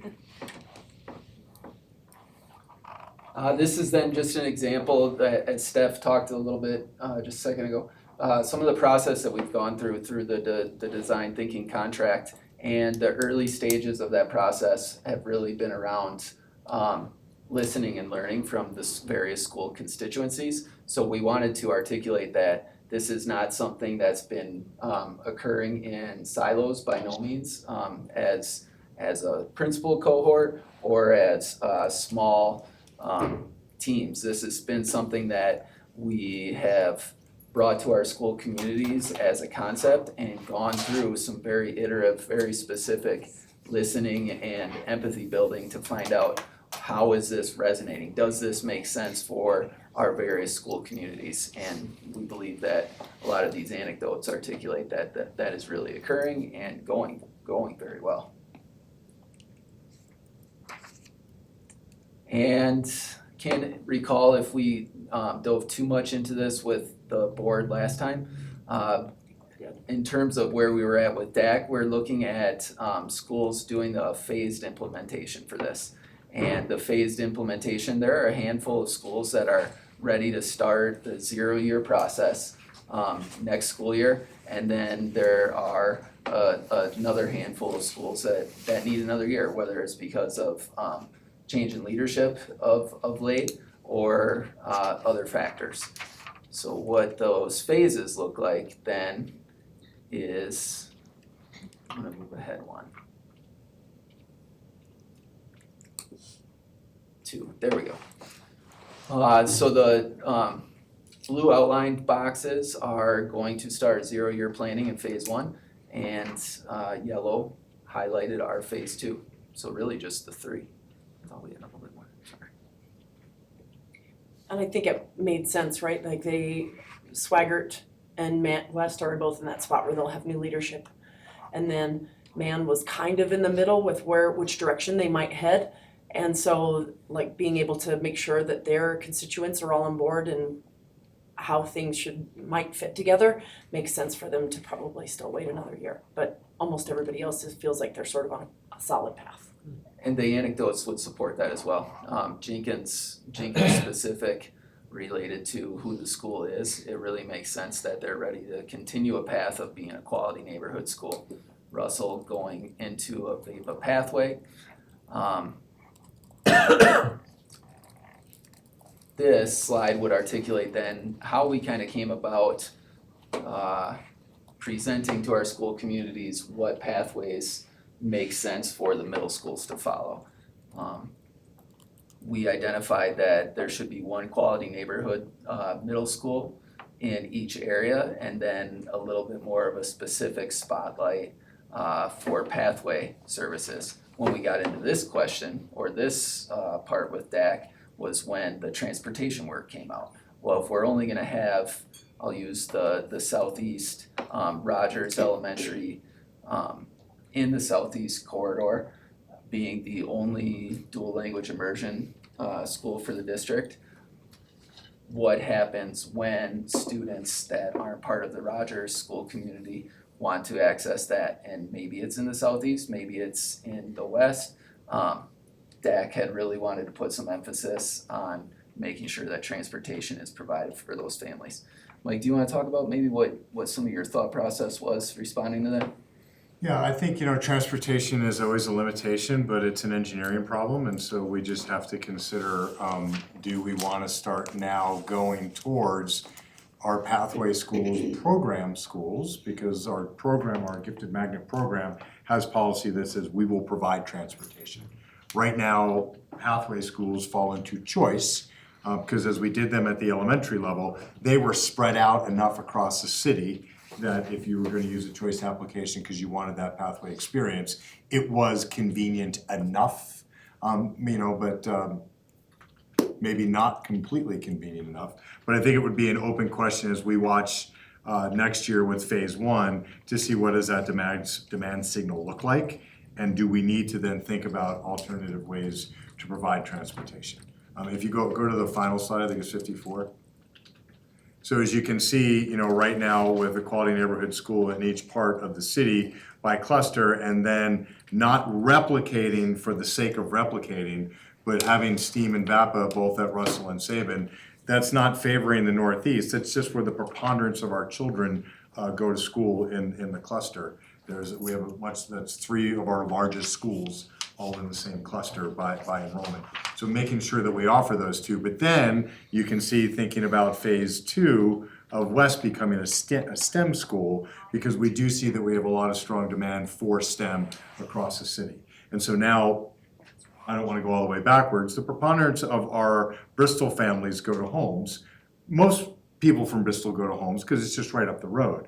But now if you love that STEAM program that you had at Bristol and you really want that immersive experience, it makes more sense to offer that at West than to say, good luck getting yourself out to Sabin, right? We want to make sure that we're trying to be as reflective as possible of what we think choice will offer without duplicating for the sake of duplicating. So that's where we kind of sit there right now. We'll measure the transportation needs. We're not asking for a change to that policy now, but I do think that, we'll consider what the demand signal is from families, in particular as we hear back from them through the DAC. Can I just add that the gifted magnet program transportation is more of like a hub and spoke model. It's not that a bus will come to my neighborhood and That's drive my child to Sabin. I have to get my child to a central location and then they can get transportation from there to Sabin type of thing. So just to clarify that and just add that, as we learn what those needs are, we hear the ask of the DAC, and then the board will have to determine, is that a priority that we want to spend resources on, given we do have a limited amount of funding, and is transportation where we want to focus? Or is it that we offer the opportunities and then rely on the families to access? So Okay, so the way that taking a open for pass at questions. this, maybe one of you can elaborate on Galileo Middle School with the community school designation. That's a relatively new concept. Mitchell has got the community school designation too, I think. Maybe you can Yeah, so elaborate on I what can add comes to that. Galileo would definitely benefit from having an identity other than Galileo School of Math and Science, of which it is not recommended, nor has it been acting as a STEM or School of Math and Science. And so in rethinking that work, and even in the hiring last year of Julia Scott, this idea of how do we get more wraparound services available at a very central location in our city to students, and by one reason or another, those are the students that are at Galileo right now. They need more wraparound services. We're very proud of our CHP partnership, but how do we expand upon that at a specific school? And so, community schools can go in a variety of different ways. We are in early conversations with our pre-K partner that does our portal work for us, joint initiatives, on how is it that they can help us bring some folks to bear in a space of a building where the utilization means we would be able to put these nonprofits on site to be able to have that type of relationship.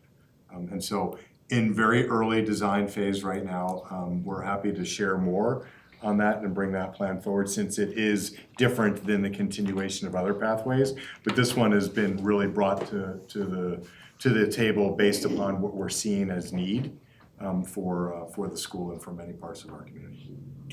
Tamara, you want to add anything on a community school? No, I think you did a nice job. That's great. So, any thoughts, comments, questions? That is the designation that the administration, after the design thinking workshop, all of you collectively coming together. From what I hear, there is several stakeholder input, community input that went into this. You also engaged the DAC. And that's the recommendation that's coming in front of the board. So keeping in track with what has happened with the elementary school pathway designation, this would be something that would come in front of the board. So we can adopt these schools as these pathway schools at some point in time. But any questions, comments, or concerns at this point in time to Superintendent Gall, Ms. Acevedo, or our two middle school principals? You were extensively involved in that design thinking workshop facilitated by Ms. Artmer. So any comments at this time? Okay. Actually, I have a question. Yeah, sure. So just because you spoke to input, so have SACs been, parent groups, they've been in conversation about the possible changes and what's coming? And I think one thing that was really important for the groups that I was in communication with was, did it mean, and for me, because we had sort of been IB, it wasn't quite as difficult, but does that mean that you don't get to have areas of emphasis outside of that solitary, like, IB designation, right? Does that mean that my fine arts programming is somehow moving away, or we're not gonna support my fine arts programming? Or does that mean that with the GTA that becomes less of a priority? And so I think that was a fear that we had, that I spoke up about, and we definitely didn't feel like that was anything that was coming about. So just because you are designated in a certain spot doesn't mean that you're not offering quality programming in a number of areas, and that you still wanna grow and make sure that you're paying attention to not only your feeders, but also who you feed and what they have as priorities. So yes, each of the school principals has been engaging with their SAC for the last several weeks since we did that board update based upon these ideas. And Director, MAN is intentionally phase 2 because Marion Clausen and I talked about this as well. MAN, Galileo, and Swigert have less ability to engage their SAC right now because they don't have as much representation as they would want. The piece at MAN is their phase 2 to continue to try to garner that support as they're building toward more community involvement. Same thing with Swigert, and at Galileo, part of the community model is to bring in more involvement, so it'll continue to go through the community. This isn't a one-time conversation, it's ongoing with their communities, every meeting they're having. And it has to be ongoing. Part of the challenge with this is in the timeline or the time frame, and not all of our students or families that are participating in SAC are going to be experiencing the pathway work that's going to be coming. So an ongoing process that we have to follow is reaching down to our elementary schools, and as they're now entering a first or a second year of implementation, finding out what kind of experiences they valued at a Halbert, and understanding from my perspective what those outdoor experiential education learning experiences have been at Halbert for third graders now, for fourth graders next year, fifth graders the year after that, and over a couple year window of time to be able to refine that and be able to draw a real good commitment for what the pathway experience is.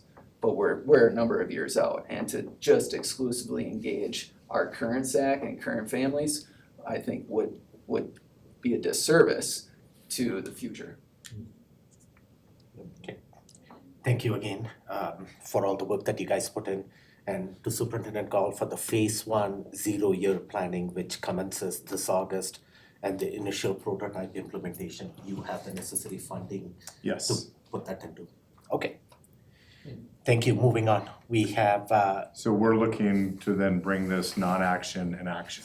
yes. So we good For- for, Yes, that Right. the phase 1 part of it, the phase 1 designation. Yep. And the middle school naming, you want to talk about it. So just to let the board know, this will come, the initial part of it, the designation of the middle school pathways will come in front of the board. Area Yeah, wrap up the superintendent, conversation with Yeah, the sure. middle school. area superintendent swap callbacks, yeah, swap me out, and then if I need to talk, I can. Gotcha.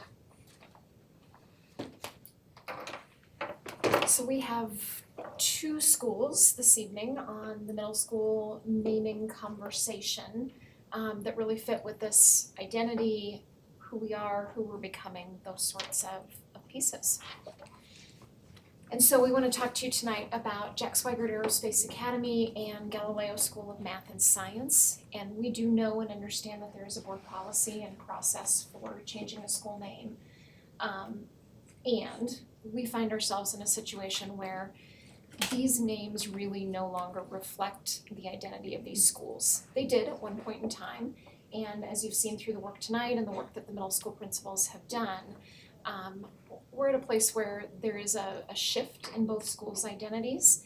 And so wanted to open up some conversation around potential changes to naming conventions for both of these schools.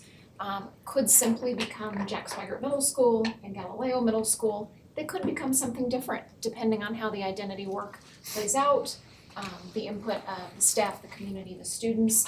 These are conversations that I've had informally with leaders at both schools and with some staff and some community members at both schools.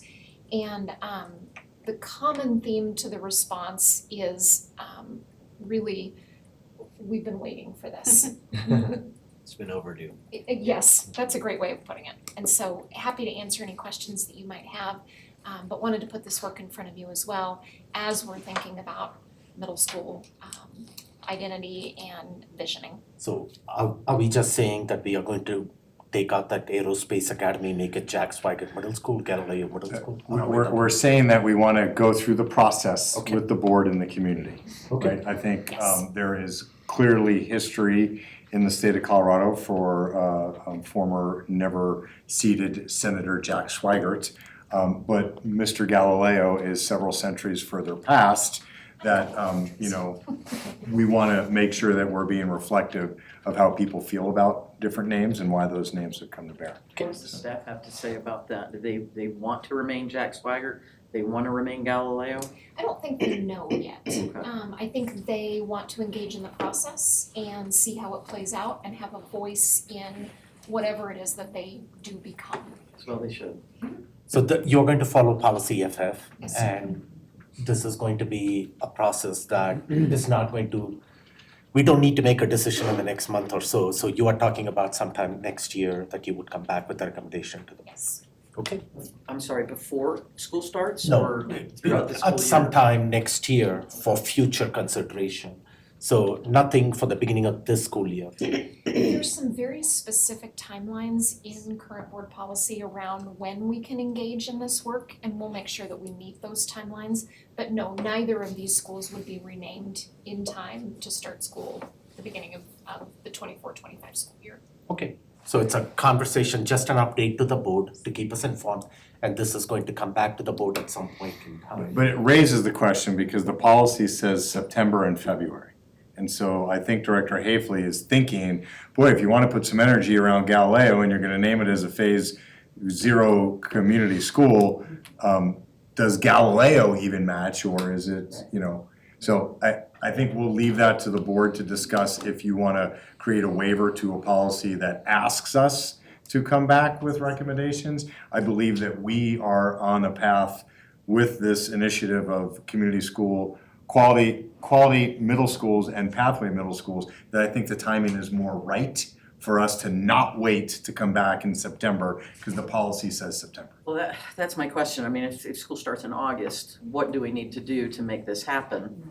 Because I've spoken to people at Galileo and they are very excited that there's a name change conversation going on, and how much do we really need to discuss it if it can be changed and start the school year as opposed to starting Galileo and maybe we'll just change. Right. Mid-year, it's confusing.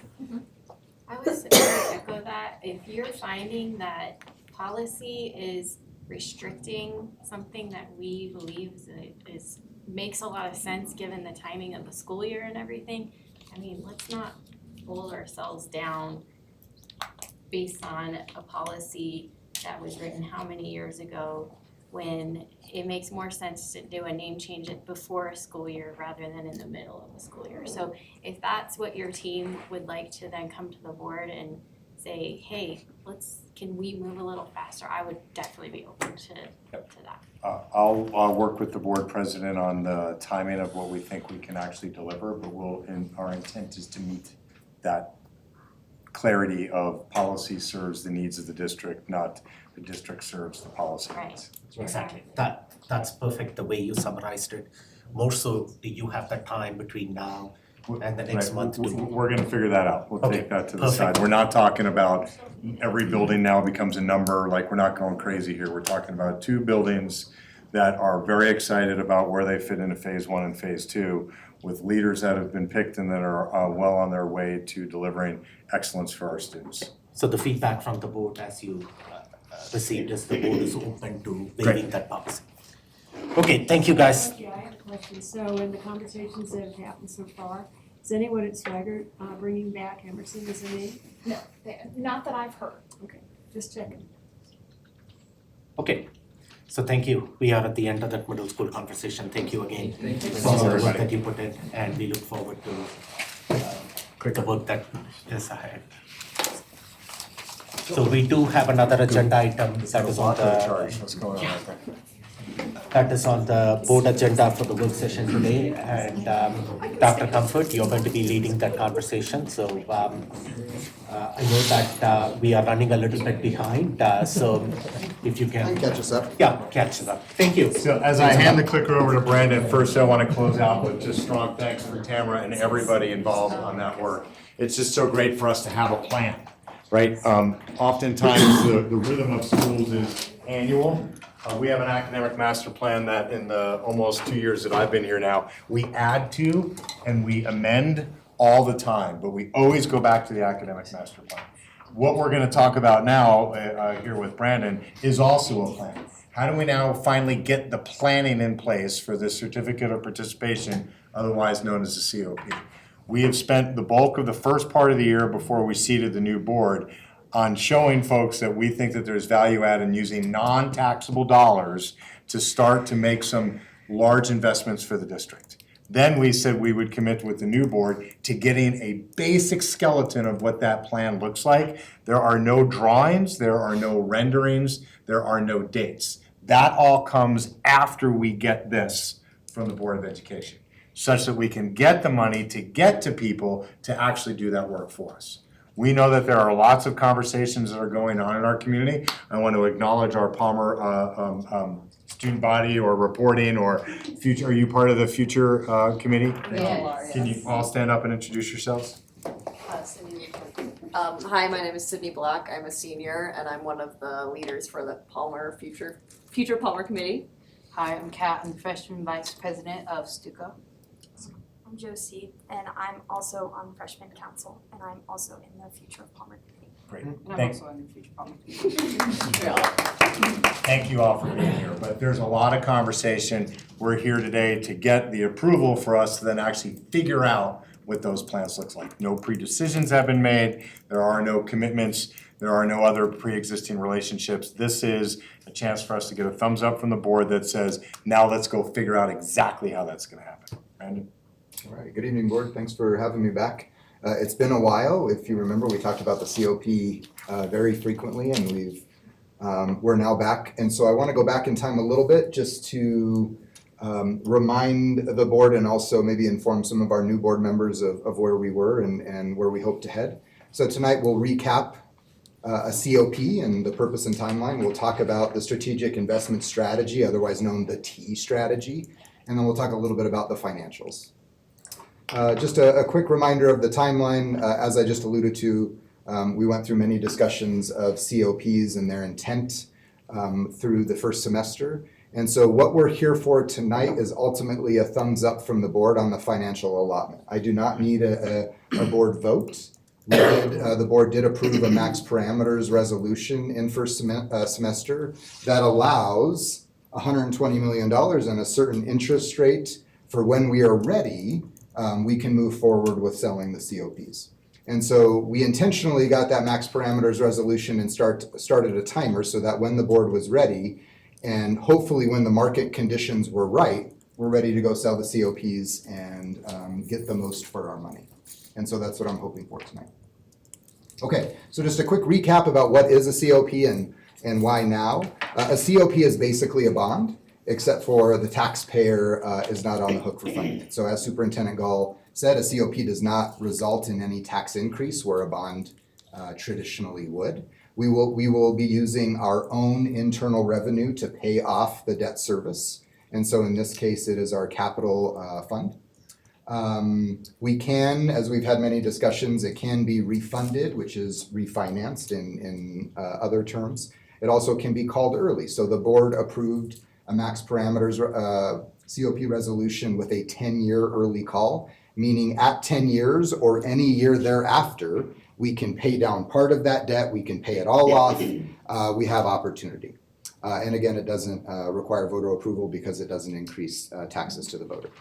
The benefits of a COP is it's about maximizing our current funding. I'm going to show you a slide. You'll be used to this slide about the increases in construction costs and why we want to maximize the impact of the funding we have available.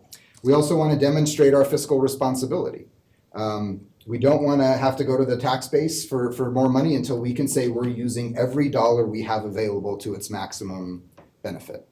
And then we also want to show our community what it looks like to reinvest in the capital of our district. As you know, we've gone a really long time in this district without a bond initiative and without any significant capital reinvestment. And so we're hoping that we can show our community what it looks like to recapitalize District 11. Okay, as a reminder of the rise of construction costs and why we want to maximize on money now, this is a slide that shows the last more significant capital project that occurred in the district, and that was a COP for Adams Elementary.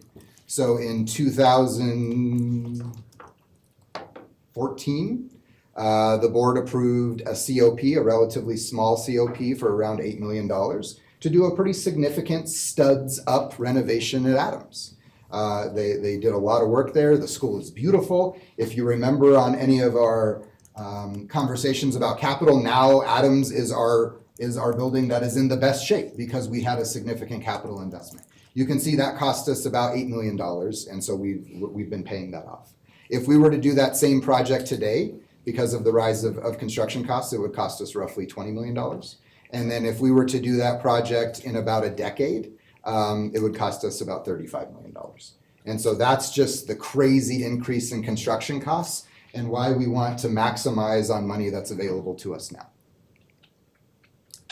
Another reminder slide that the COP serves as the catalyst. We are not trying to solve all of the capital needs in our district with this COP. That's not possible.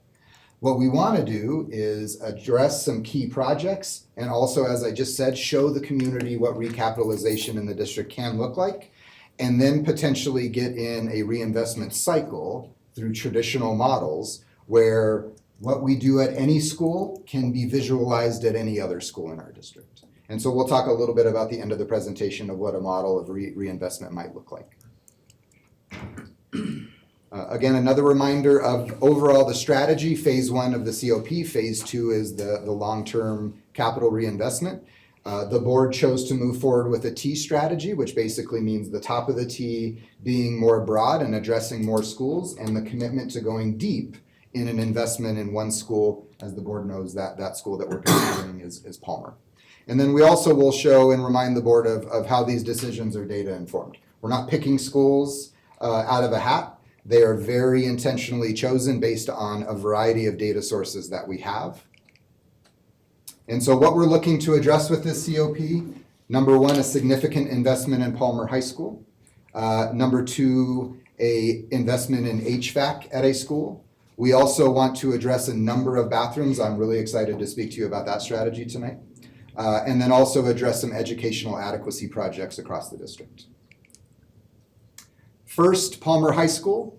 So we're right now showing an allotment of $100 million towards Palmer High School. And it's about improving educational adequacy, improving the facility condition. It is a highly visible campus. We'll get into the why. I do want to be really clear, as Superintendent Gall stated, you don't see any commitments to what that investment will look like. We are at a place where we want to say we have $100 million, let's turn it over to an expert company. And this is what they do. They engage the community. They say, hey, we have this type of investment to put towards this school. What are the options? What can that look like? Instead of Superintendent Gall or myself or anybody else visualizing, here's what that can be. We do want to bring in an expert to really show the community what those investments can look like. So a little bit more about why Palmer. So we're going to show 2 data points. One is educational adequacy. You'll see up on the screen how educational adequacy is described. So it is the physical environment, but it describes more about the learning environment than when we typically think about the physical environment. I'll also show you what we term as the FCI score. That's a traditional facility score. So that's the condition of the roof and the HVAC system and the foundation and all of those things. And so we'll show you that. But this is another data point that speaks more to the learning conditions in a school. And so what you'll see is, well, look, we have plenty of work to do across the district. Palmer is our school that is in greatest need.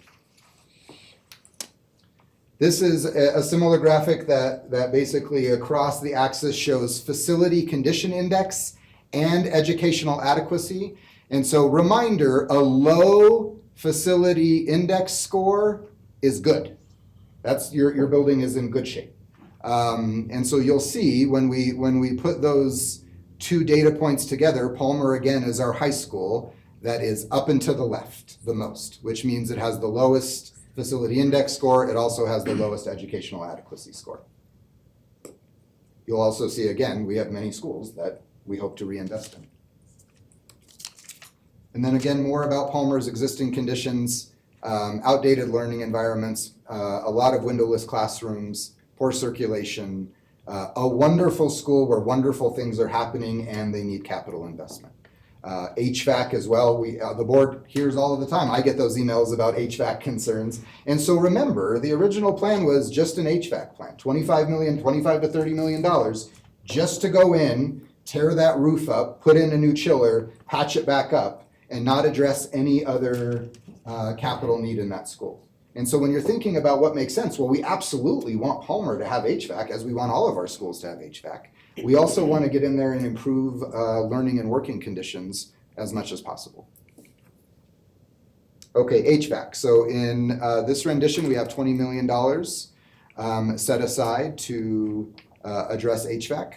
We are slowly but surely removing schools from our list that continue to need HVAC investment. And so you heard about that tonight at Halbert Elementary. And if you've been by there, you see that they have a drilling well, and it's really cool because they're doing geothermal. And doesn't that just make sense for the outdoor ed school that they're doing geothermal HVAC? But we still have a few schools. Coronado still needs a significant HVAC investment. And we have some other schools as well. So we want to spend about $20 million addressing some HVAC concerns. We want to allocate $6 million towards secondary bathrooms. As this board has heard, anytime we talked about capital investment in this district, we kept hearing about 2 things: bathrooms and HVAC, bathrooms and HVAC. It's from students, from families. We have kids that are not using our restrooms in secondary buildings because of their condition, because of their safety.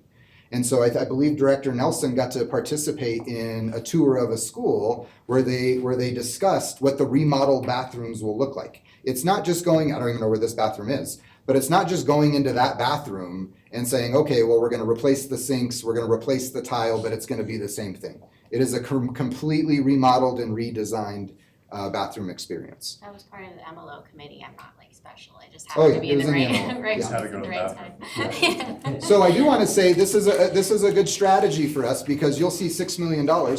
We also were able to work with CDE to invest some ESSER money that we weren't going to be able to spend in time in the effort of $2.9 million towards bathroom renovations. And they had some questions about that. What does that look like? And we brought them down and we went over to North Middle School and we walked them into these bathrooms and said, talk to us about how you would feel going here. And they were like, well, this is a great idea. We need more districts to be doing this. We also last night, and this will come to the board, in the MLO discussion last night, we have some one-time money set aside that needs to be allocated. And it wasn't even my idea. It was one of the MLO members who said, hey, you're doing some great bathroom work. What can we do to extend that to at least one more school?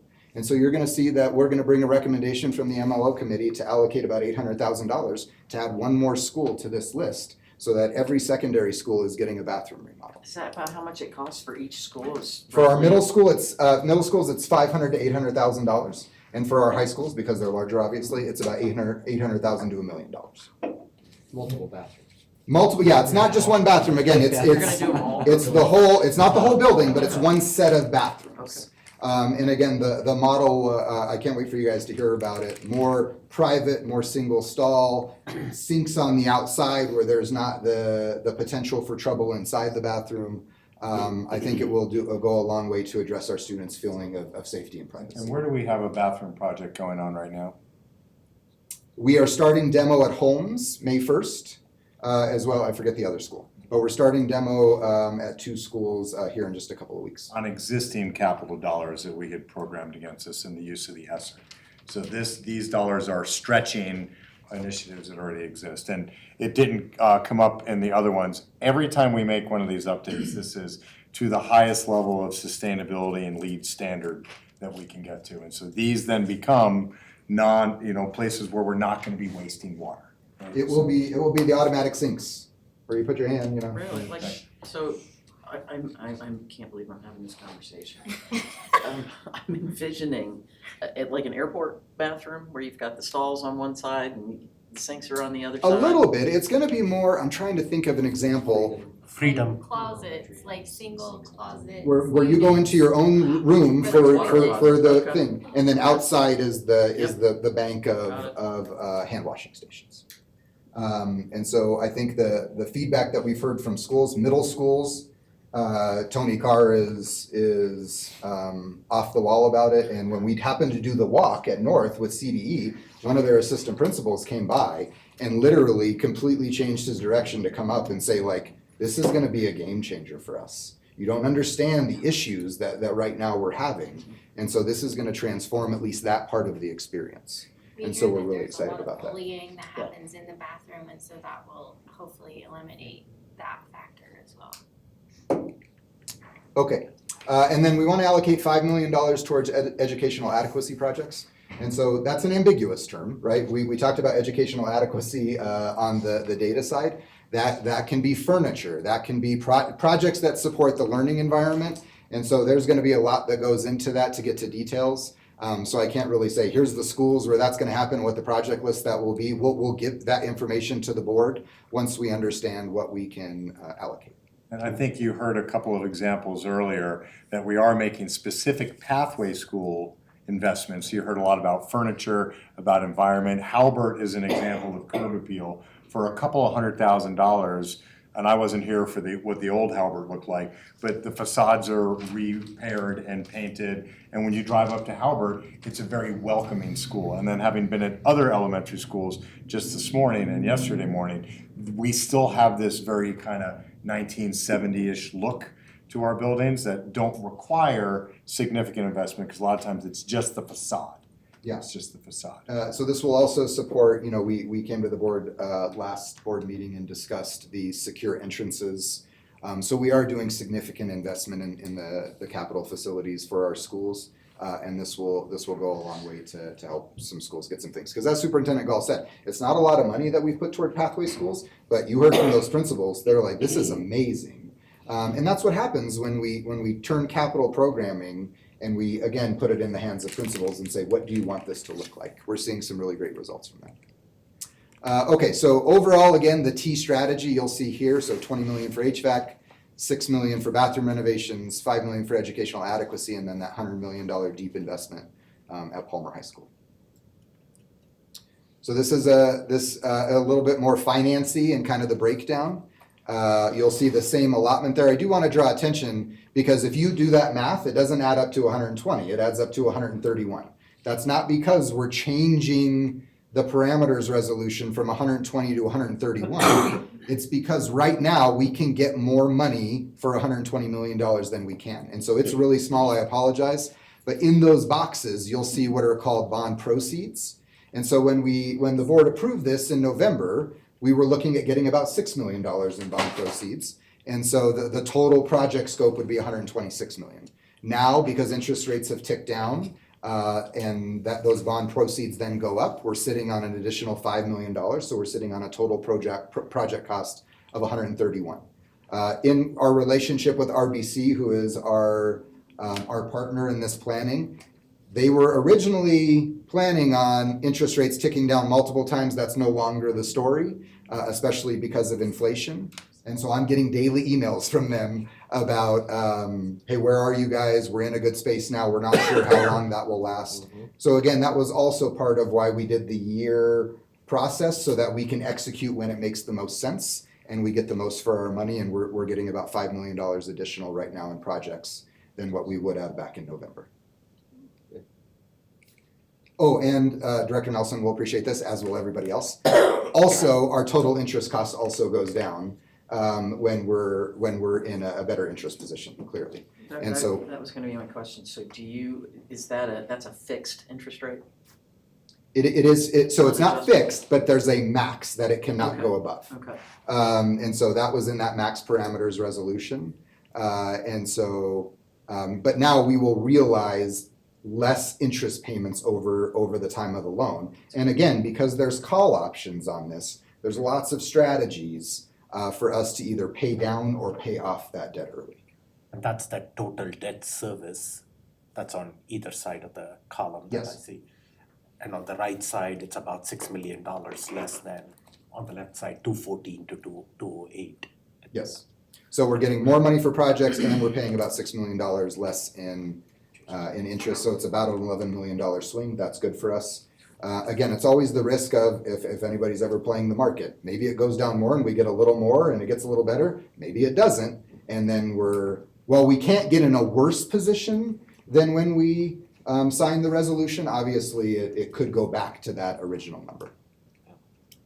And then the final slide here is just reconnecting to the earlier slides about the COP is ultimately a catalyst, and it really should be the start of a long-term plan of recapitalizing our district. And so these are some potential bond cycles. We're not asking the board to commit to a bond tonight, but we do want to start to say that the COP is not the end, right? If you're not a school who gets a significant investment in the COP, it does not mean that we do not have a plan for you. And so this is an example of a few bond cycles. You'll see here, again, intentionally, there's no money, there's no school names, but we want to build out future bond planning that centers on some key strategies. And you'll see here significant investment in high school and some middle schools across area networks so that every part of our district is seeing benefit. And then you'll also see at the very bottom targeted educational adequacy and pathway investments and all school investments. And so this is just what that can look like. It doesn't have to look that way.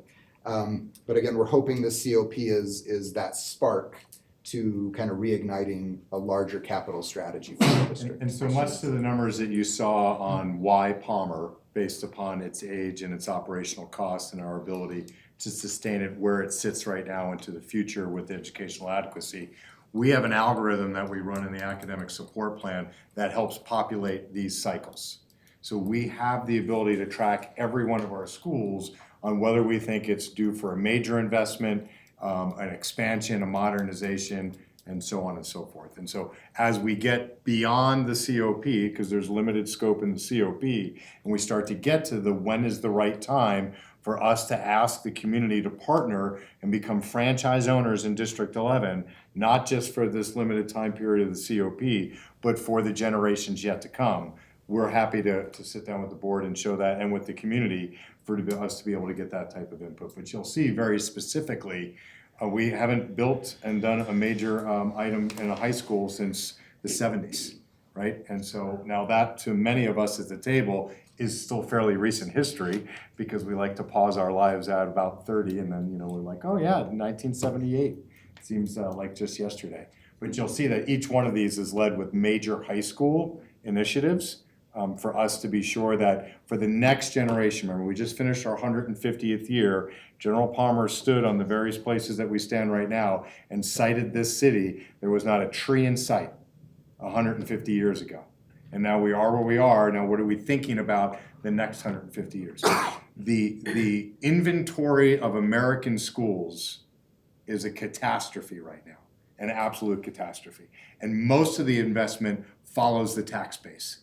As families move outside of downtown corridors, away go their tax dollars. You can just see examples of that all in and around Colorado Springs. This is a chance for this school board and this district to put itself on the map that says we can do this internally with our own dollars to show that we are the district that you can franchise, that you can invest in, whether you have a child in the school or not. Whether you have a child in school because maybe you've aged out, it is in every citizen's best interest for us to be able to execute on versions of these slides for the next generations of children. Not just the kids that are gonna start at Steele next year, thinking about what a remodeled Palmer High School can look like, but for the kids of the kids of the kids that are yet to even be in place. We're in a very unique place right now, and I also remind, for those that are listening, D20 and District 49 both lost MLOs. They both lost their votes on MLOs. The environment right now is people want to see districts hold themselves accountable before they want to make that investment. This is a catalyst of change that we have appreciated the previous board's proclamation for, and now we're ready to, let's snap that chalk line and say, go, and then we'll go out, we'll get these things sold, we'll get the planning, be super engaging. I would imagine at the Palmer piece, that's gonna take the bulk of the next 6 months to a year for us to actually get what that's gonna look like. There's no rush, nobody's got a shovel in their closet, nothing's happening until we're fully engaged and understand what those opportunities look like. Thank you. Your last slide? That was my last slide. Awesome. Could you just go back a couple of slides to that T-shaped thing that you had? Yeah, right there. Let's stop there.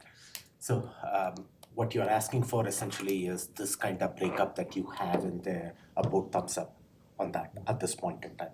And this is the right time, the right market conditions now for us to act on is also the feedback that you are It providing. is a positive market condition right now. Okay. I can attest. Comments, questions? A couple of things that I certainly appreciated the feedback in your presentation, and Superintendent Gall talked about it. These are data-informed decisions. You had that educational adequacy charts out there. We are not randomly pulling a school. Palmer is the school, the oldest school in school district 11, 50 years old. So we certainly want to make it more technologically advanced for our students who are sitting back out there, all our students. So, and also provide them with the heating, ventilation, and comfortable learning environments. The learning environments where our students can thrive in. And then the second thing is that this is going to be a catalyst for future work in our school district. And if we do this really well and we can hold ourselves accountable for a delivered outcome to our taxpayers, then our taxpayers can also help support our vision of addressing other challenges, the other building challenges that we have throughout the district. Board members, questions, comments at this point in time? Dr. Gary. A lot of this predates me, so I just want to repeat the timeline back to you and just make sure I'm tracking it and hopefully maybe summarize this for the people in the public who are watching. So let me just say this back and you tell me if I make any mistakes. So the conversation on whether or not to do a COP all took place across several work sessions fall of last year. In November. Fall of this year. Fall. Yeah, but last Okay, calendar school year. year. Yeah. Sure. I live in Yes. school year, sorry. Yes. Fall of this academic year, thank you. The board has already voted to do a COP. At this point, what you're asking for a thumbs up on is this is the right financial environment to pull the trigger, and this is the right breakdown of money allocated to projects. There are no specifics as to the projects as of yet, because that's something that happens after the board gives consensus. So any designs, any specific planning, that is all yet to come. Absolutely. Accurate? That is absolutely accurate. And that's ultimately, I need the thumbs up on the allocation because we have a really huge document that we create called the preliminary offering statement. That's what we take to the rating agencies, and I have to describe the projects. Now, I don't have to describe in detail, but I can't say, hey, we're gonna spend $131 million on capital investment, right? I have to get more descriptive than that. And so that is the thumbs up from the board. This would give me enough information to clearly describe so then we can move forward with selling the COPs. That timeline takes about 6 weeks. For your thumbs up to me being able to execute and actually get those sold is about a 6-week turnaround. Okay. And you said this about 3 times, and I'm just gonna foot stomp it. COPs occur at no additional cost to the taxpayer. Yes. That's all I have. Thank you. Any other comments or questions at this time?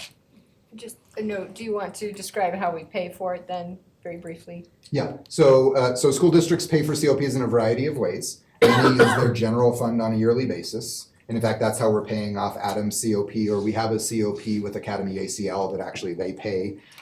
We will be using, we're lucky in this district that we have a meaningful allocation towards capital investment through our MLO. And so we would be using part of that allocation to pay our yearly debt service. Just to follow up, do we need to approve that as far as an MLO expenditure? We do not, we did get a legal read because paying for capital projects within the capital PIP, and it did not require a plan amendment. Totally behind it, just curious. Yeah. No, I had the same question. And believe me, the MLO committee had the same question as well. I'm sure they Yeah. do. And so just to follow up, kind of would be, how descriptive do you need to be then? Because we know that there's a lot of interest in what these projects would entail, and don't go designing that without some input from that community. So there's a lot of anxiety there. But before we can offer, how descriptive do we have to be? You said it doesn't have to, it has to be some. It has to be some, yeah. So I had this exact same question, and I spoke with Dan O'Connell. He offered to be on tonight. I said, I think he'll be fine, but we can get clarification. We have really good detail for the top part of this three, right? Of the T, I'm sorry. And I said, okay, hey, we don't wanna commit to what's that gonna look like at Palmer? And he said, we just need to say we're going to invest in significant capital investment at Palmer High School. And then that can adjust how it needs to adjust. So I will not be committing the district to any specific plan of action at Palmer High School. And he said that that will be fine with the rating agencies, but I just couldn't be broad and not say that we were doing it at a high school, right? Yeah. Sounds good, thanks. And the goal here is to bring in what I'll just call professional facilitation. We certainly have alumni interest, we have staff interest, we have student interest. We have student interests of students that aren't at Palmer High School yet, because there are people that are realizing 3, 4, 5 years down the road, oh wait, this might be for me to inherit. We also have a lot of interest from partners within the city. And so what we are planning to do, and I want to acknowledge the work that Jess Wise has done, is to get clarity of how we get that timeline in place so people know how to bring inputs into what is important for them in a downtown high school. And so then we get that together, and companies do this all over the country, if not all over the world. We're gonna let those professionals help guide us and not have individuals who are then driving, an expected outcome or not. We'll gather that in the same way that we've gathered those inputs before, and many a times within our community, and then feed that back out to get to the board to where those final decisions will land. So, yeah, go ahead. I'm gonna repeat it again. There will be lots of opportunity for community and school input on what these designs would look like for Palmer.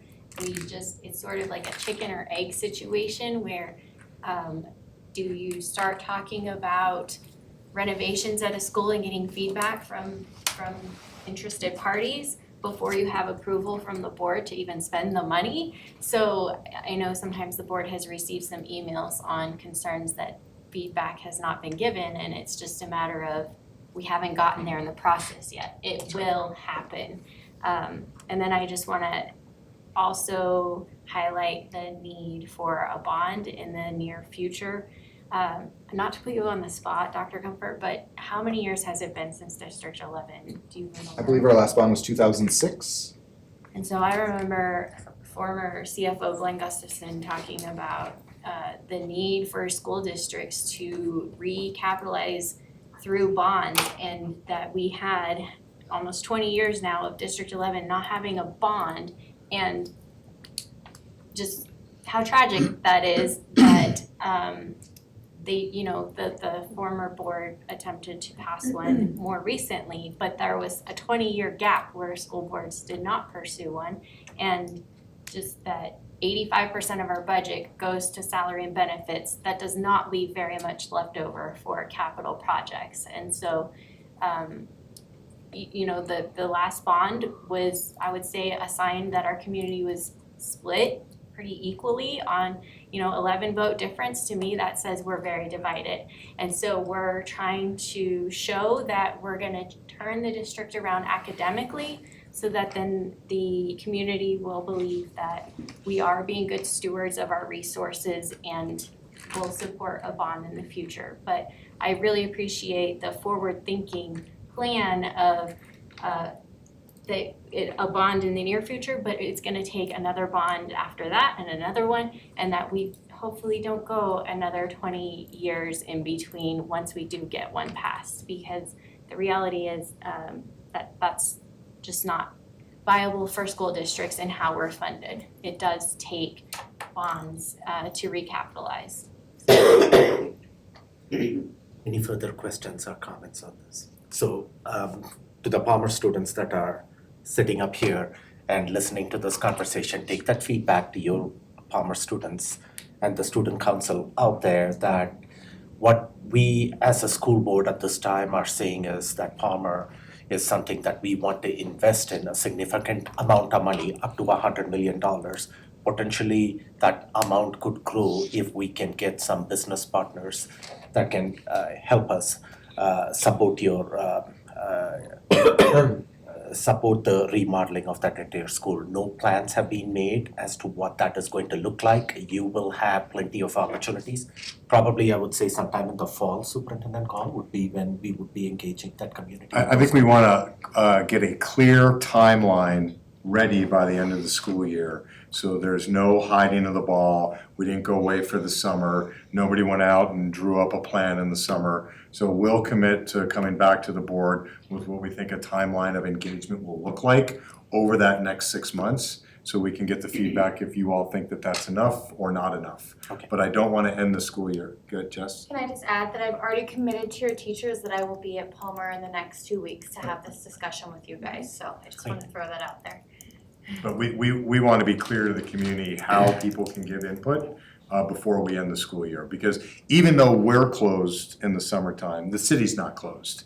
So we can be partnered with potential developers in facilitating those conversations over the summer to start garnering some feedback in a way that we can continue through that timeline. So we'll make that obligation to share with the board. Okay, and the last thing that I would comment, this is just more of a comment than anything else, and then the board can give a collective thumbs up on this. It's mind-boggling to me how much construction costs have increased over the last 10, 15 years. We are talking about investing $100 million to remodel one school, one high school that we are talking about, and that's a significant amount of money, and I'm sure every board member here takes that with diligence in their heart, that we want to make efficient use of the taxpayer dollars that has been trusted to us as caretakers. And wrapping this all around, we got to do this well. We got to make sure that this money that we are investing in Palmer ends up providing a learning environment. The return on the investment, which we have been talking about, our pathway schools throughout the evening, that is reflected in the new Palmer, whenever it is that is going to happen 2 years down the road or 3 years down the road, that we set certain metrics and including high quality education for that school, because when it's all said and done, when we go back to the community to use this as a catalyst, that's what the community is going to hold us accountable for. Did you guys get this done well? And is that provided a return on the investment through student achievement and also student enrollment? So whatever the enrollment number says, that's up to you, Superintendent Gall, right now. Let's set a metric that is achievable when this new Palmer is envisioned with a brand new building, so we can at some point in time go back to our community, and the community can also reflect back and tell us, give us a feedback, and hopefully that feedback is job well done. So with that, is the board willing to provide a feedback, a thumbs up on this proposal that was posted out? And I see a unanimous thumbs up on this thing. So you got what you wanted on this? Okay, thank you so much. More work to do, we appreciate it. With that, we are at the end Thank you, of Brandon. our work session. We went about 10 minutes over, but let's go up to the board dais, start our special meeting to go down, and then take a 5-minute break before we go down.